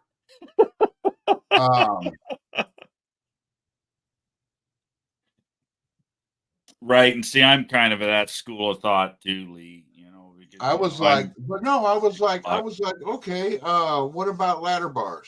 Oh no, we got to have stock suspension. I'm like, I was gonna go, and I said it 3 times, and they never said, because I said, okay, so Caltracs are out, and they're like, no, because you put those on the leaf springs. Well, I was gonna, and I said it the 3 times in that live. I wanted to go ladder bar leaf spring. right. So what's the difference in ladder bar leaf spring and Caltracs?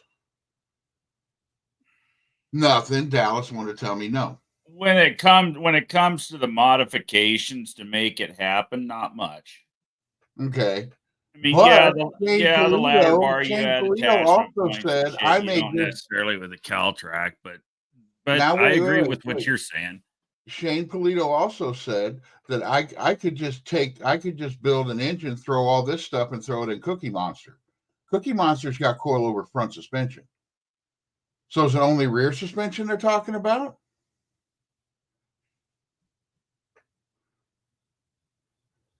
I didn't catch that part. Yeah. Of course, I came in the last 45 minutes of that live, so I missed a lot of that. So And they're talking people. but I was like, but why I not just go with stock displacements instead of 333? Because they're talking about buying or regrinding a crank and all this to get 333 cubic inches. I was just like, I'll build a 318 and give up, 15 cubic inches. Whoop-de-doo.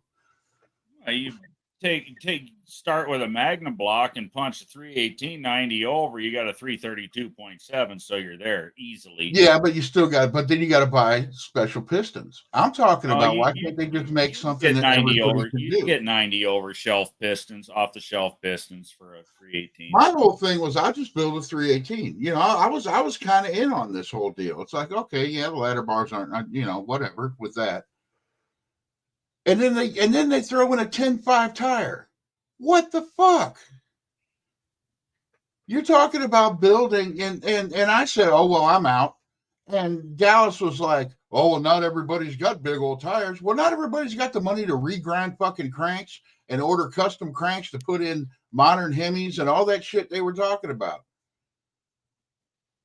It's like, come on, I actually dude. got the impression the modern Hemis were not something that would be allowed. No, it's got to be same as like DLSs, because it was supposed to be carbureted, block. no electronics, I thought. But again, I missed a bunch of it. You put a carburetor on a modern Hemi. Absolutely, you can. Absolutely, you can. But I was under the impression the more modern engines were out. No, like I said, I missed a bunch of it. So LS motors and modern engines are in. I need to go back. Just do this and this and this and this and this, and I'm like, or you could just build a 318 and have a class that doesn't have a whole lot of horsepower. Well, see, and that's, I don't know if you saw my comment that I put in there was, hell yeah, max effort 318. And then Shane even picked up on that, he threw in the 4-inch bore thing, and I've built them like that before. So Dallas thought I did the math. I pulled that right out of my head. I know what a 90 over 318 is. It's 332.7. I've built several the whole of them thing is and I hate to say this, and if I'm wrong, I'm wrong, but Dallas won small tire year before last. Shane talked all year that he was going to come in and sweep through small tire. They had 2 or 3 heavy hitters come in and knock them out, and now they want to make a class they can win. That in my head, that's what the whole thing sounds like.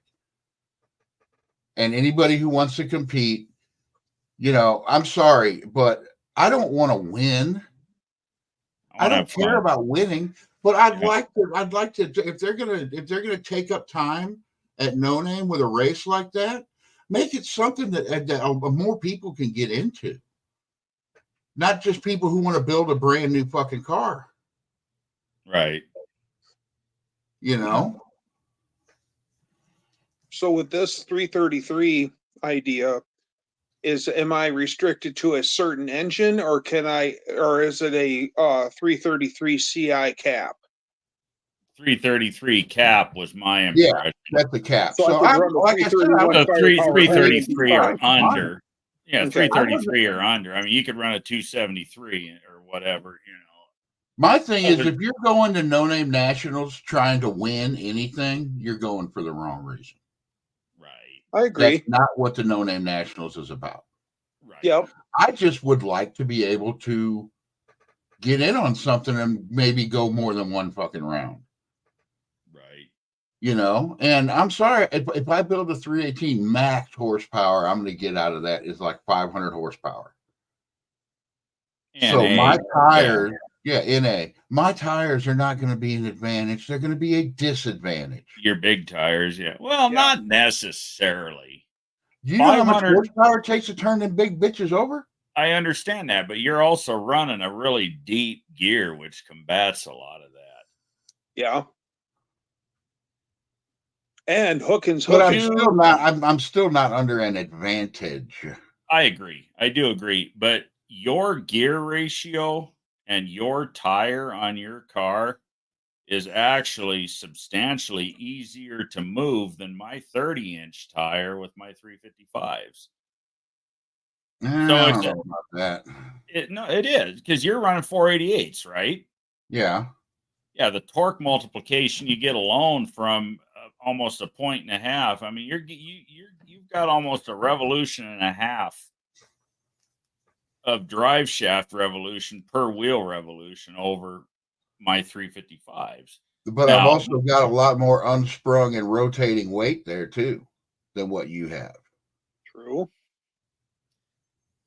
See, that's what I'm saying. Is it's not that on a prep track. If I was thinking about winning something like that, I would go with a 10.5 tire. Right. Because my car would be faster on a 10.5 tire. Yeah. Well, and it's just like you said in the Facebook chat. It's your car is built more for looks than for speed. Yeah, I just want, and like I said, I'm not going to win it. I don't think I'm going to win anything out there.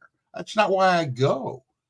But if you're going to waste time with something, if you're going to waste time having people call shit to the lanes and all this like they do with the other things, then have it be something that more people can get into. Right. You know what I think they should do? Blake just hit the nail on the head. And if you remember, Joe in our chat said damn near exactly what Blake said here in this comment. That's why index racing is cool. Just pick the class you can compete in a driver's race. And it's a driver's race. They can do 586, 57, 080, and so on. Remember, Joe said that in our chat. Very, very if you simple. if you go by what most of the cars run there at No Name, if you did a 730 index, you know why I say 730 index? Because a 730 index is roughly 730 in the 8th mile is roughly a 1150, which at 1150 you need a roll cage. So you keep it to not needing a roll cage or a roll bar. Anybody can get in it, and if you do it for more years, people are just going to try to get faster and faster and faster. The cars that are faster than that can slow their car down. Right. Now, if you're running 5, you're not, if you're out there running in the 5s, you're not going to slow a car down to a 730 index. Have 2 then, have a 50 index. Right. Well, but see, that's the thing with running index classes like that, you can, and everybody has a class, Yeah, but you can't run everybody though, like. Well, when I say everybody, I mean the majority. 7, 8. okay, then you've got all day. That's all it is. I mean, And you've got no time for the call outs or people who just want to go up there and run their car. Right. When you've got that many indexes, yeah, you're going to take all day doing the index race. Because I don't necessarily like, and I may hurt people's feelings, but I'm not saying you're wrong. But me personally, I don't like the idea of bracket racing. I don't like it. I don't like the fact that if I built a faster car, I gotta get put at a disadvantage. Right. But you put it in an index, okay, I gotta hit that certain number. Yeah, I can see that. Without going over. Without going over.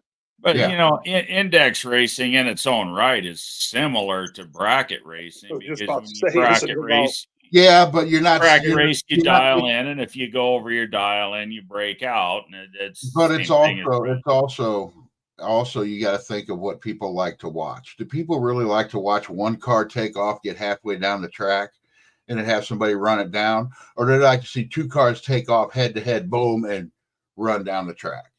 Right. I'm sorry.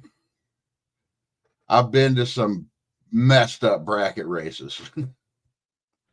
There's guys out there that find out which that because they've got the different things, and they find out what class is paying the most money, and they'll slow their car down, but they'll do it at the starting line. You ever seen that crap? Oh yeah. Where the car jumps out to get a good to get a good light and maybe a good 60 foot, and then it falls on its face, and then because they got out of it. They didn't necessarily get out of it. That's programmed into the car. Well, and they don't want to do it on the big end because it's safer to do it on the. It's more accurate to do it on the bottom end. It's just fucking stupid. Well, I personally don't like any of the electronic controls in drag racing. It takes away from it. Well, it's just, it's like guys that, have, I forget what they call it. It's like a breakout box that it automatically lets go of the trans brake when the light turns. Yeah. That to me is a but no, I just think, and you know what? And it's proven now with the guys on the monkey bikes proved it. They did that slow race. Everybody fucking loved it. And what did John Wilburn say on his live? Let's put that on the. Let's set aside time for that. You could do a call out race, and if people like it and more people want to get into it, then it can move up into an actual race that they set time for. Not just jump in and say, yeah, hey, I got this idea, we're going to do it. I don't know. The monkey bikes are cool and fun and all, but I'd rather have the time on the track for the car. I would too. I'd rather have time on the track rather than the thing Dallas is talking about. You want to screw around on the track. You want to screw around on the track with monkey bikes. You want to screw around on the track with monkey bikes. I think that should be like a Thursday night after Lambert's thing. I wish the track could go hot for a couple hours Thursday evening for test and tune. Well, he's talking about doing something different with that. But I think the reason it doesn't is it comes with more expense. Yeah, it comes with and more I expense. get They that. gotta prep the track. They're Prep fucking the track, cheap. reserve people to work the track. Yeah. But insurance for that day too. But on the flip side of the coin, if we got registration numbers up, that could be afforded. Yeah, I guess the more popular our event gets, the more liberties we could have, I guess. Exactly. And Wilburn said that from the beginning, that's why he likes to see the registrations in by Memorial Day, because he knows what he's got, what kind of budget he's got to work with. And I mean, I'm not trying to down Shane. I like Shane. I like Dallas. I like both of them, but just to come up with this idea and throw it out like it's going to be gospel is kind of messed up. Because you heard what John said when people were asking about it in his live. I don't know anything about it. I'm just going to let him do it. Now, that's not right. Yeah. NSB Lee says, I like bracket. It's a driver's race. You have it at your marks, to each his own. And yeah, Right. bracket racing is cool. I do like bracket racing. Yeah, when you bracket, you race yourself. Well, it's Cope says, hey, Brian. I don't know. It's just it kind of bothered me the way certain things got done about that. And then it's just like you're going to throw so many rules at something. Then how are you any different than the guy with a 6-cylinder stick shift 22-inch tire car telling John Wilburn, hey, you need to make a stick shift 6-cylinder 22-inch tire class for me. And I missed, you know, how is that any different than that when you throw all those rules at it? I was real hit and miss in John's live even tonight, but how did he receive it? You know, what was his thoughts on the thing? I'm not putting words in John's mouth. I didn't ask you to put words in his mouth. You know, he verbatim. I'm only going to say what he said on his live. That's exactly that's what I'm asking for. Yeah, I'm not he didn't asking talk for about it on his live. He said he doesn't know enough about it. That's okay. Dallas' thing, and he's going to do it. Gotcha. Well, see, that's exactly what I was after. Was what was his response to it? Because I didn't. If it came up, I didn't see it. You know, that's all I was looking for. Not an interpretation, but you know what do you have to say? John, I'm not gonna put words in your mouth. I'm not gonna say anything other than what is out public. Everyone else does. I'm glad you're here, John, because I did miss that part. I was just curious what you thought of, the whole thing. Do kind of see the allure of the proposal, though, because Sure. Uncle Tony years ago was talking about taking a 273 and just making it at the biggest and baddest little brute that it can be, because those I thought it was a 318. were just little rippers. So could you Yeah, imagine but, if you had taken them? You just said something. You just said something that all of that. You said Uncle Tony. What has he done? Right. Well, he was discussing it, but I mean the idea. That's where I've heard the idea before. So I mean, and he's built a pretty ripping 318.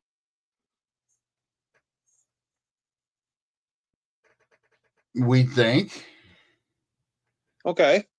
It beat Casper when Casper was way off its game. Yeah. The way Casper was running at No Name this year, Bottle Rocket didn't have a snowball's chance in hell against that. And he won't take it out and race it. And if anybody, I don't care if Cletus McFarland called him out with a car that was built the exact same way, he wouldn't do it.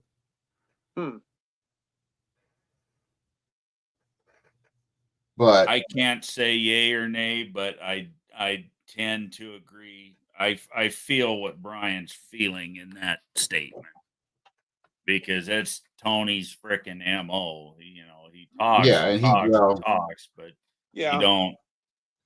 It's just I don't know. And like I said, I'm not down in either one of them. If other people want to do it, cool. But why do something where somebody's got to build a whole new car? Or change the car they got to extremes. And NSB says, I think they're wanting it to be more about the build and what you can do with limited cubic inches, which is cool. But we are looking to build a current program and not start a new one. And the one thing that did capture my attention about that, and this is a personal preference, although I do like big blocks. I am a big block guy. I will always be a big block guy. I always have been. Big block guy. I have always found enjoyment in building the proverbial little engine that could. Yeah, I want to see what I can do. That goes all the way back. That goes all the way back to the 90s when I had my 63 Dart with a slant 6 in it, full of custom handmade parts that would embarrass big blocks. It became, at a very early stage of my life, it became fun for me. it became fun mining thousands of dollars a weekend out of these hotheads at the street drags with their big block Novas and watching them fucking cry when I whipped their ass with a slant 6. Yes. You know, that's mind you, not I fed I it would 2.5 have gone bottles of along with a fucking lot of it. nitrous, but either way, it was fun. When you Well, get yeah, and getting here's big what John power out said. of a It's little always engine going to has be always been determined by fun for money. me. So That class that they're talking about, Shane basically spelled it out what you could what you would have to do and how much money you'd have to spend right. to win that race. Exactly. Well, and again, back to my little dart that I had back in the fucking 90s. I had more money in that slant 6 then than I do in my current big block. And Yep. you know, let's face it, for what it's worth, to build my motor today would probably cost me around 20 grand. What was 15, 20 grand in the 90s? It might as well be 50 in today's world. Yeah. Yeah. But you know what I mean? It's like, yeah, it's all about money. And if somebody's building a car to come out there and just win, like I said, I don't know if John heard me say this, but if you're going to the No Name Nationals to win something, you're going for the wrong reason. Yeah, John Wilburn says right here, and he hit the nail on the head. Class racing will always be dominated by money. The only question is how long it takes for someone with the money to turn up. Mm-hmm. A friend has a 55 T-Bird that runs 550s NA with a 331, fits the class. You know, Well, and how much money's he got in that 331? You know, he's got a river of money put in that thing. Right. You know, it's like me and Andy were talking about at the end of Shane and Dallas Live that night, you know, about doing the 332 FE with tunnel port heads and a tunnel ram on it. That thing would be a dominating son of a bitch, and it would be fun to build. If I could turn up a 332 FE block, I would actually do it just for the frickin' fun of it. But it would cost a shit pot full of money. It would probably take me a couple of years to put it together. You know, but I would do that because it would be fun for me, and I have a deep-seated love for the FE Ford, you know, and Andy knew that. Andy knows that, and that's why he threw that out there at me that night. But what that race would end up being in 3 years is this certain car, certain combination, go out there and run. That's exactly what that would be. Good night, Wendy. I'd like to see something that includes more people. If you're gonna, if you're even gonna do anything, you know. That was NA Junkyard. Yeah, that was it was NA. It's like the things people do to prove a car is a street car. NASCAR proves a race car can drive 500 miles. Drag week blows that away. Yeah, absolutely. Mm-hmm. Well, yeah, NASCAR, as far as I'm concerned, NASCAR is just unexciting anymore. But that's what basically killed Drag Week, because they just started bringing pro mods and putting headlights on them. Right. Yeah, turn signals and taillights, and there you go. Well, you know, that's when I quit watching Street Outlaws so much, was when they started showing up with the fucking pro mods, because that's not a street car. I don't give a tin shit who you are or what you say. A fucking pro mod is not a street car. And okay, I'll go back on what I said. I might have been a little heated on it. Maybe they didn't just design a race that they can win, but in trying to keep the heavy hitters out, they added so much shit to this race that it's going to make it to where, like I said, people have to build a brand new car. And Tony, you can attest to how hard it is to get 2 cars to Sykeston. Yeah. I could do it. I could drive up, bring 1 car down, drive up, bring another car down, and still be there Wednesday night. But not everybody else can do that. Right. And I personally have other projects that I want to work on. I don't have the money to build a special car. I would have built a motor for it. I would have built a motor for my car. But obviously, people are scared of low horsepower cars with big tires on them. Okay. And it's like I said a little bit ago. I don't necessarily a 450, 500 horsepower engine in your car could still perform well because it's geared accordingly. Now, if you took those big tires and put a 355, 373, hell, even a 411 in the damn thing, it would be a tax on the motor. That I deep, still got to drag those big ass tires down the track. I agree, but think of a fucking 10-speed bicycle. Okay, but you're telling me that here's the other thing too, though. You're telling me that with 450, 500 horsepower, you're going to have problems getting a 10.5 tire to hook on a prep track? No. Then what? Then what's the difference in my big tires that aren't going to have any problem hooking on a prep track? None. There should. Well, no, what you were trying to say, your big tires are gonna slow you down. No, they would slow me down. If I was to take those, if I was to put 10.5 tires on my car, it would go faster. Sure. If I was to put big tire or small tires on that car, lower the ass end down where it's supposed to be, do everything that every other motherfucker out there is telling me to do, yeah, the car would be faster. But you know what? It wouldn't be nowhere near as fucking cool. Yeah, but at the same time, there's no way in hell I would leave that 488 gear in your car and drop it down to a 10.5. There's people that run 512 gears on 10.5 tires. I know my buddy used to do it. Well, at least not with a mild engine, because you need 8,000 RPM to utilize that deep gear with a short. Well, that's the other thing that's the other thing that Shane was saying.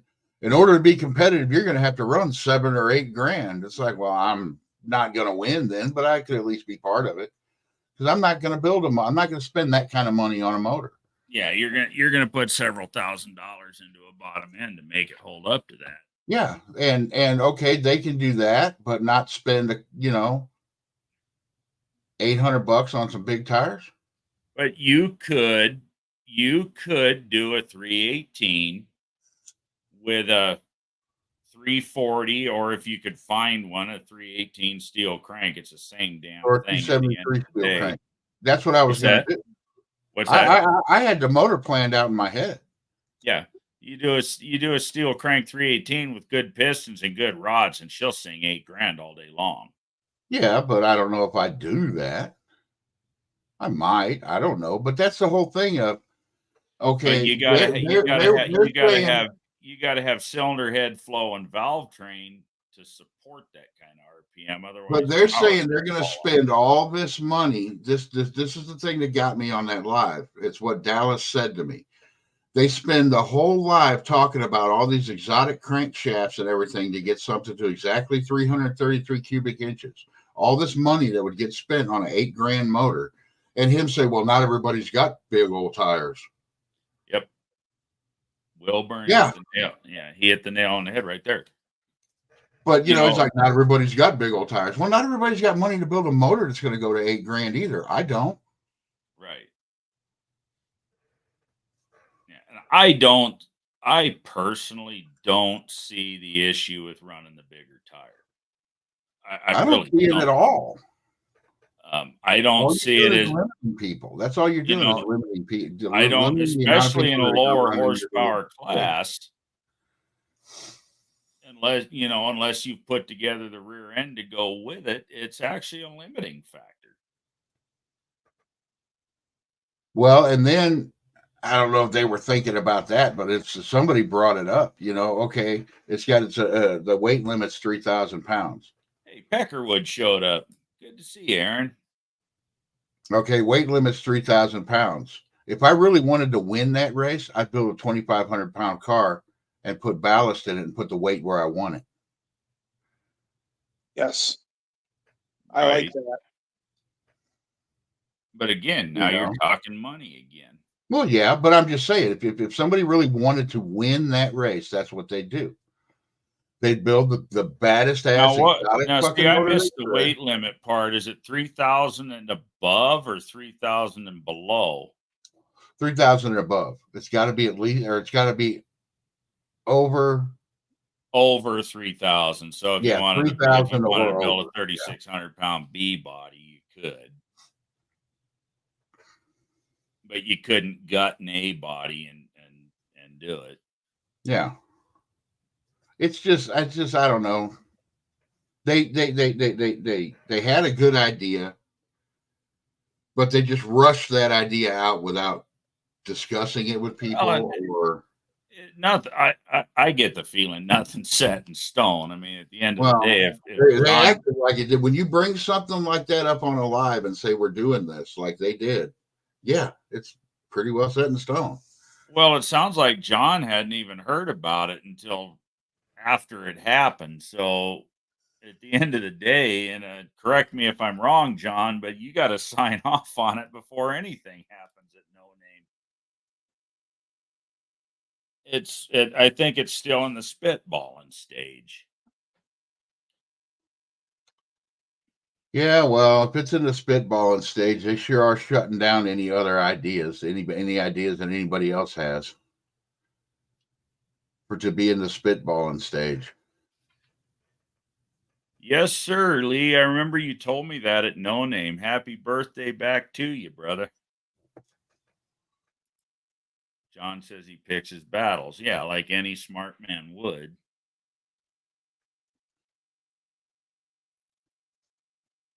But you know what I mean? Like you said, okay, you say it's in the spitballing stage. When something's in the spitballing stage, if somebody brings something up, you just don't say no.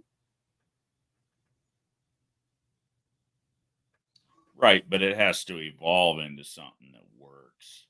Yeah, well, from what they were talking, there's no evolving. They got all the rules written out, and that's how it's going to be. And they may see this, and both of them hate me, and personally, I don't give a shit. You know me, I don't give a fuck. That's why I subscribe to you. I just think it's going to be if you don't, I don't give complete. I think it's going to be a failure and a waste of time. And if it turns out different, I'll eat my words. But if it goes forward as it is, you're going to have Shane, Dallas, and maybe one or two other cars enter that. Yeah, and I don't think a class that only has a handful of cars getting involved is something that we That's want. not something that needs to be wasting time when we only got 2 days.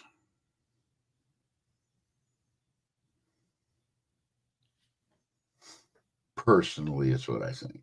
Well, gentlemen, it is 1:30 and I am headed to bed. Good night. Good night, night. Doug. Here. Thanks for hanging out tonight, man. Hey, Appreciate anytime, you. Tony. Always time well spent here. Later, everyone. Good night, brother. Well, that and when you try to put together a class race like that, you take a lot of the imagination out of it. And we're fucking YouTubers. Look at the cars that are out there. They're all different from what you see. Nobody, I don't know. There might be somebody in the community that has a Fox body Mustang. I used to have one. No, but I'm saying as their channel car. But right. Most of the stuff that you see, people are creative with. I mean, look at Jeremy, for Christ's sake. He built a race car he could pull boats with. Right. Look at the Nacho Cuda. Oh, fuck yeah. You know, that's stuff you don't see every day. That's what I think the event is about. That's what I think being an automotive YouTuber should be about. Being creative and not just doing the same thing you see everywhere else. Right. Well, to me, so far, and I don't see anything changing anytime soon, John Wilburn has done a bang up job. Oh yeah. With No I've Name. never said that. I've never said anything other than that. You know, and I know that he's not going to let anything happen just as much as I know that I'm going to take my next breath, Wilburn ain't going to let anything happen that's going to take away from this event. I've been to all three of them, and all they do is get better every Mhm. year. Yep. The event drives the classes. When the classes drive the event, you have what happened to NMCA today. Yeah, absolutely. And like I said, it may go over like gangbusters, and people may want to build cars for it. Okay, then I'll gladly admit that I'm wrong. Right. I'm wrong a lot more than I'm right, but at this point in it, I have an opinion on it, and I have this platform or your platform, but I'll probably say the same thing on my platform tomorrow night. And just because I disagree with what they got planned doesn't mean I don't like either one of them or anything against either one of them. How many times have I given you shit about Giving me shit about what? your truck? Uh-oh. Tell you tub it, put big ass tires on it. There, you're cool. Your race truck don't need AC. All that shit. But it's we're still friends. Just because I think different than you, we're still Yeah, friends. but it's not. Yeah, and the reason it has those things is because it's not a dedicated race car. Yeah.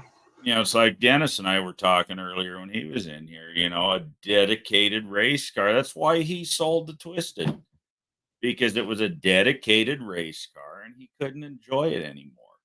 To You be want honest, something my you can car should enjoy, and not that's be a dedicated race car. what's that? To be honest, my car should not be a dedicated race car. It should be. Eh, It would be cooler if it was something I could drive around on the street. right. It's my race car. But it's too far into race mode now to go back the other way. Oh no, I could go back the other way pretty easy, but I don't want to. Right.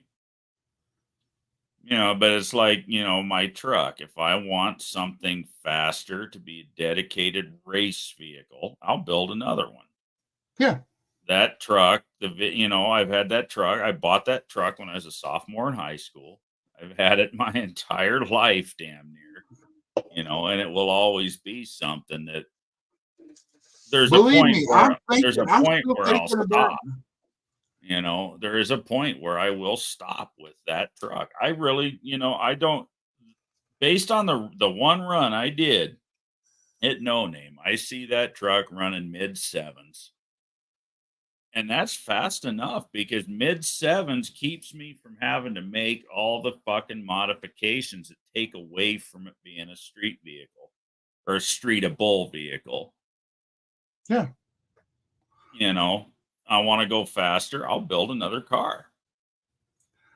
And honestly, I mean, you could talk to Jed about it. We were talking about it today, and there were certain times when I'm like, well, I could just build another car. I could build another car and have my channel car out there, but why build a car for something that's going to take a little portion of the event and the car's just going to sit there for the rest of it?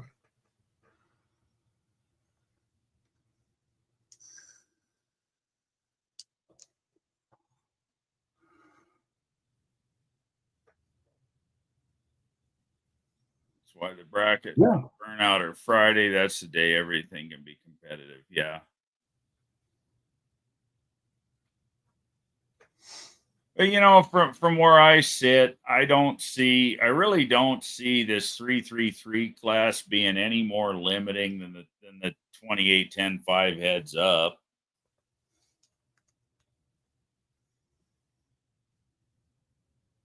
Well, it's kind of, see, now at a certain point,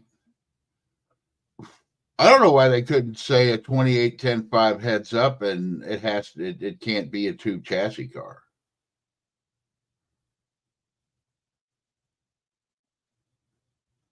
But then again, you also want the fast cars to show up. People like watching them. Right. Exactly. And and I like watching the 28-10-5 heads up. I really enjoy it. I enjoy seeing the cars that compete in it because they're fast. Yeah. Will I ever compete in it with the truck? Probably not, because I'm not fast enough to compete in it and win. I plan on going that fast. Well, I wouldn't mind going that fast, but not in that truck.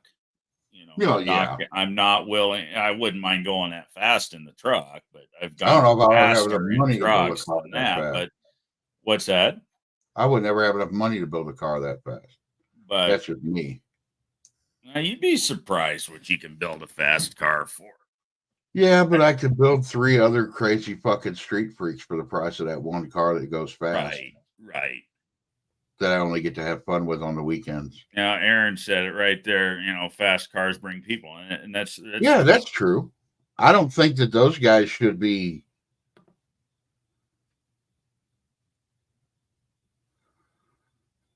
Class racing is great, but we've never seen a class stay the same and not leave people behind. It's inevitable. Changing the class yearly, like Engine Masters, is the only way. But talk about cost.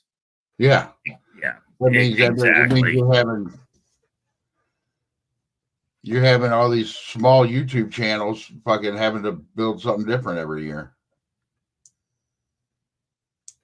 I mean, hell, I could take an A body and build a reasonably stout 318 for not a bunch of money, dump 3 gallons of nitrous on the fucking thing and go fast, real fast. But, you know, to each their own. You know, it can be done. You know, look at Patrick's car. That's the same fucking engine that's in my 96 Dodge pickup. Let's face it for what it's worth. That's what it is. Yeah, that's a 318 in that car. Yeah, 318 Magnum with turbos. 318 Magnum motor. Hell, he's still got the fucking barrel intake on the thing. And that car is impressive fast. Yeah. You know, because he's made, you know, he feeds it E85. He's got a big turbo on it and, you know, different fuel injection to, you know, to go with the other stuff. And he's made a really cool car out of it. And my fucking ass almost killed it. Yeah, you almost ran into it. Yeah, I still think whatever needs thanking for his tune being off that day, or at least on that run. You know, that's just what I was giving him shit, you know, after all the dust settled, you know, why? And I said, now here's the real question. Why the hell weren't you out front of me? You know, and it was you know, his tune was off. And thankfully so, because if that car would have been on point, I probably would have driven right into the side of it. And you know, that would have pissed me off worse than it would have pissed him off.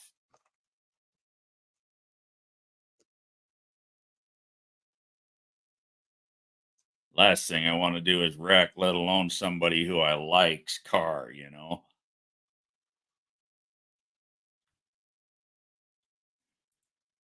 Build your ringer engine for 333 and have it not meet the rules for the following year. The stick shift clubs all run a bracket. There's no perfect solution. Even the index just becomes a bracket. Exactly. Yeah, see, you know, and that's I thought about that too. You know, yeah, we put together these, you know, these badass 333s and yeah, then they don't fly next year. Well, that's why I personally think we need more call outs and match races and fun stuff like that over a whole nother spec class, you know? Because that is one thing about No Name Nationals. Damn near whatever you run, you could find somebody else that make a good race. Oh, absolutely. You know? I had a lot of good races this year that, you know, that I didn't get to do, and I'll do them next year. You know, I knew he would have beat me by probably a long way, but I wanted to line up with Casper. You know, that would have been fun. Yeah. The way Candy Cane was running, that could have been anybody's race between me and him. That would have been a lot of fun, and that'll happen. You know, it's all going to happen next year. Yeah. We live and we learn. I have no regrets about the way it turned out. It was a bummer, but I have no regrets. It was a bummer that I screwed up the truck and couldn't run it on Saturday, but oh well. More time to hang out with my friends. That's what No Name's all about, anyways. Mm-hmm. But we also learned a lot about both cars. Even though things went sideways for us. Granted, I'll probably never melt a shifter cable driving on the highway or, even making passes on the track, but I can damn well guarantee you that along with the replacement shifter cable, there's going to be some heat shielding involved. Yeah, that's what I do. Yeah, absolutely. Absolutely. I learned that, I thought that, I never saw that coming. When I routed that cable, when I installed the shifter, when I did all that, there's plenty. I mean, we're talking 3 inches away from any heat source. I never thought in a million years that would happen. But then I sit there for 3.5 minutes at 4,000 RPM spinning in circles or doing brake stands. And lo and behold, I melted a shifter cable. There's a flaw. I learned something about the build from that now I can address. And it'll make for good content too. Well, and that's like, well, I learned about my car. Yeah. Whether I wrap the headers, build heat shields, or both, Make sure your header wrap's tight. People give you a lot of shit if your header. I know, right? When you're dragging a tail down the track.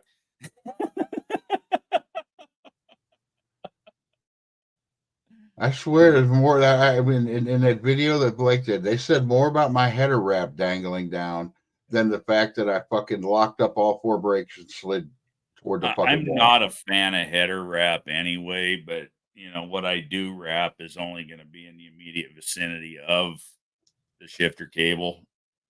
And I may not use header wrap. I may build an air gap heat shield. They make that stuff that'll go around the cable too. Yeah, but and Cope pointed that out to me, and when I was texting with him on the way home, that even B&M in the instructions, and when I got home, I actually went and looked because I was giving him shit. I said, John, what makes you think I actually read instructions? And laughing my ass off. They say don't put a heat sleeve around the shifter cable because it acts as a jacket, a blanket, if you will, and traps the heat. It'll take on the heat and then trap the heat. Oh, really? Yeah. And yeah, so and John Cope pointed that out to me that don't wrap the cable, wrap the header. Shield the cable from the heat, but don't wrap the cable. Because that was my first thought. I told him, I said, get me a couple of cables. I want a spare. And I said, when that fucker goes back in, it's getting a shield on, a sheath on it. And he's, don't do that. And explained why. And I'll tell you what, if there ain't nobody else in this world I'll take advice from, it's John Cope. He knows his shit. If he says something to me, by God, I'm listening. I get to wrestle this fucker on tomorrow. Nice box, Brian. Mm-hmm. It is nice. Box. I'm gonna do a whole video on it too. I got a digital scale. I'm gonna weigh both of them. Yep. Dean hit the nail on the head. Patrick is good people. That attitude. Blake's is like toilet paper on your shoe when you leave the restroom. Hey, saying that about your header wrap. Oh, that shit's funny. I just thought it was crazy that, I screwed that run up that bad, but that's all they seem to talk about. Like, okay, whatever. Back to what Aaron says, you can weld a 4-foot bar onto the shifter lever at the gearbox and make a slot in your floor. No more issues. Yeah, but then I wouldn't have the shifter with the trans brake control and everything on it. It won't be too hard. Oh shit! All you need is some light gauge tin. Build a heat shield. He has a heat sleeve on his shifter cable. They Yeah, also like I have. said, I've seen it. I've seen it over and over and over again over the years. I never really thought of it that way, but when you really break it down, it makes sense. Did you see Jed's video when he redid the headers on the Barracuda? Yes. Did you see that heat shielding that he's got under his master cylinder? Yes. That would work too. Yeah. Well, and the other thing I've thought about doing is ceramic coating the headers. Yeah. You know, that in and of itself will cut your heat output down by half. And it gets the heat out. Right. But Instead you of know, like staying I in. said, I had my fun in the burnout pit. If I want to do burnout pit shit, I'll build a burnout car. You know, that if I'm being honest, that really wasn't good for that high dollar suspension I got under that thing. It's not meant for those kind of loads, but it didn't hurt it. But you know, if we do it a bunch, it could. You know, it'll soften the springs. But you know, I had my fun. I came, I saw, I enjoyed the shit out of it. The fans loved it. I got some great videos, some awesome pictures. I'm actually one of those pictures. I'm actually going to make a big banner out of and put in the shop. You know, poster, cool as hell. Yeah. I think it was Jeremy was telling me you can go to Walgreens and get them done for like $18. They're cheap. You know that big banner that we had in the pits? That was only The muscle car misfits one. Yeah, that was only a little over $100. Right. And they had that thing printed out like in less than a week. Right. It was at Williams' door. Yeah, we ended up giving that one to Rob. Did you? Yeah. That's cool. He is happy about it. Yeah, Rob's good people. He And dug then, the shit out of them hats and shit that I sent him, and he had no idea they were coming. I think I told you, but I had all of his information on the website because he bought all your guys' shit, so I knew what size he wore. I just dropped it in the mail to him. Never said a fucking word. Well, that's the thing. I want to get Rob out to No Name one year. Well, we were talking about that before, about all chipping in and buying him a plane ticket and shit. I'd be in on that. Look at all the money he saved countless people out there, you know. I've said that over and over and over again. And you know, I don't blurt his name out to people. And I was talking to Shane about my VRS, you know, just out of curiosity, what he could have got it for me for, you know. And I told him what I paid for it, and I just said I knew a guy at Jegs, and Shane spat his name out. And at that point, I admitted who it was because he obviously knew him. Yeah. You know, but you know, and it was literally within $10 what Shane could have pulled a deal off for me for. You know, I figure between the rat and my truck, mostly shit for the rat, and where, you know, the only thing I really bought for the truck this year besides the suspension was that VRS. But between the rat and the truck, Rob saved us about 5 fucking grand. Oh, he saved me a bunch. Just this summer alone, you know. So I sent him $50 or $60 worth of fucking hats and shirts. I mean, it's nothing. He saved me $100 right here. Right. On this gearbox. Right.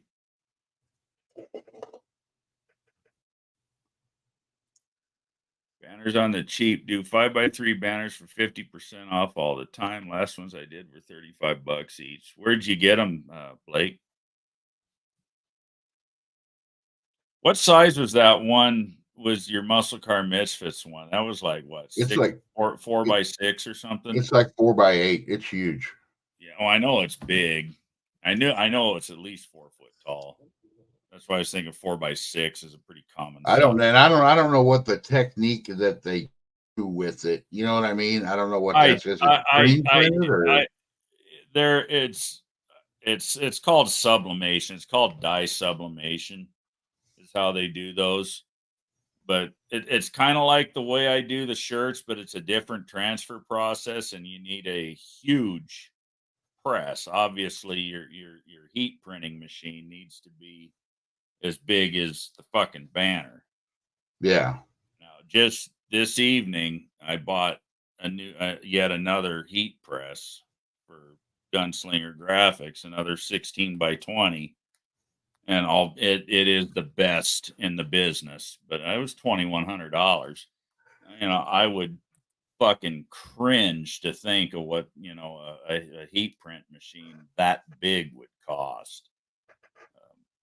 It could be DTG printed, but again, that's like a $40,000 machine that's big enough to do something like that. But looking at them in person, those banners, I'd bet dollars to donuts it's dye sublimated. I'm thinking about getting a smaller one made that I could put up, like if I go to car shows or anything like that. Right. Just to kind of get the channel name out there. In fact, my last sticker that I had, I gave to a kid. He, at the gas station coming home, I was getting gas in the truck and the car was on the trailer. And he comes up, he goes, "Can I take pictures of that car?" I'm like, "Yeah, go ahead." You need to get, if you want to get a smaller one made, you need to get with John and see who he's got doing the no-name ones. Yeah. Then I told him I had a YouTube channel, showed that this hat is just awesome. So anybody asks what the YouTube channel is, I just go. Right. And the kid subscribed right there. So I hunted down where I put the stickers and I gave him the last one. Just got to thinking what I should have done on those hats was printed a QR code on the back of them for your channel. You got everybody up there taking pictures of the back of your fucking head to get to subscribe. That's kind of what I want on my banners. I want a QR code. Yeah. They're easy to generate. If you don't know how, I could generate you a graphic. And you saw that little fucking 6-inch one I had on the back window of my truck. Yeah. Yeah, I just made that graphic and I cut it out of vinyl. And to put made a vinyl decal to put on the truck, and you can scan that fucker and subscribe to the channel. Just like the ones I have on my business cards. Can you do you can do the vinyl graphics too? Like yes, sir. Like the knuckle duster in my window? Yes. Good. I may have to have you copy that because the dude that did it for me is MIA. Yeah, see, like how I had it printed on the, with the little YouTube logo in the middle and shit. And you scan that and it goes right to your. I hand these out all the time. I had these done at Staples. I think I got like 500 of the fucking things for shit, $20 or something. See, but that's also with you going to no name. I think you missed out on an opportunity you may want to do next year. Get one of those magnetic door signs. You know the kind that the lawn care places use, that they just throw it up on the door of the truck. Yeah, it's got the lawn care place. I can make those too, but make one, throw it up on the side of the cars. Because I can't imagine how many people were taking pictures of you guys going down the highway with that rig. Sure. Shit, we had people slowing down to 40 in a fucking 75, friggin' hanging back and looking at the cars, and damn well they were taking pictures of them. Yeah. So if you had that, that sign on the side of the car with the QR code on it, then when you get to the track, you just pull it off and go racing. That's what when me and Dennis went out with his car that time, he had people slowing down, taking pictures. I was like, man, if you would have had one of those signs. Well, see, and that's why I chose. You probably picked up 10 subscribers on the way just out to the racetrack. That's why I chose this size. there was a little bit of R&D that went into that. I put it up on the back of the truck, and my phone would pick it up and read it from about 25 feet away. Any further than that, it started having a hard time reading it. But at 25 feet away, anybody driving by could hit that with their phone. It's a little big, but it's not too big. I mean, you saw it on the back window. It looked all right. Yeah. But, I wanted it big enough without being, obtrusive to where, at a decent distance, it could be functional, I guess would be the word.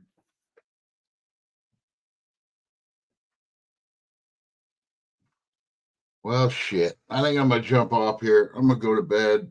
I gotta get up early and put this fucking thing on.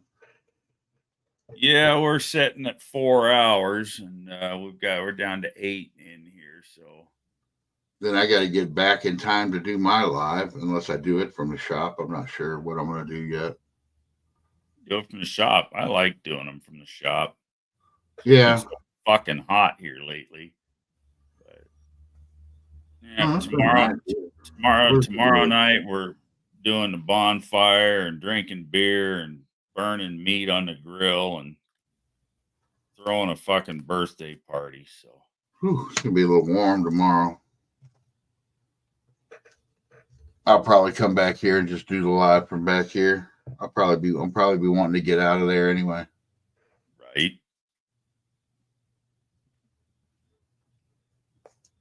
All righty. Well, I'm out. I'll see y'all later. All right, brother. Thanks for listening to my rant. Right on. No problem. Good seeing you. See you later. See you tomorrow. Right. See you tomorrow.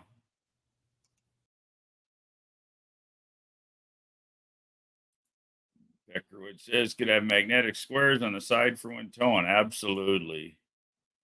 Thank you, gents. It was late, but good to catch up. 90s for us this weekend. Right on. Little warm, but not terrible. Appreciate y'all hanging out with us tonight. I think we had a pretty good show. We'll catch you next weekend. Same time, same place. Thanks, guys. Later.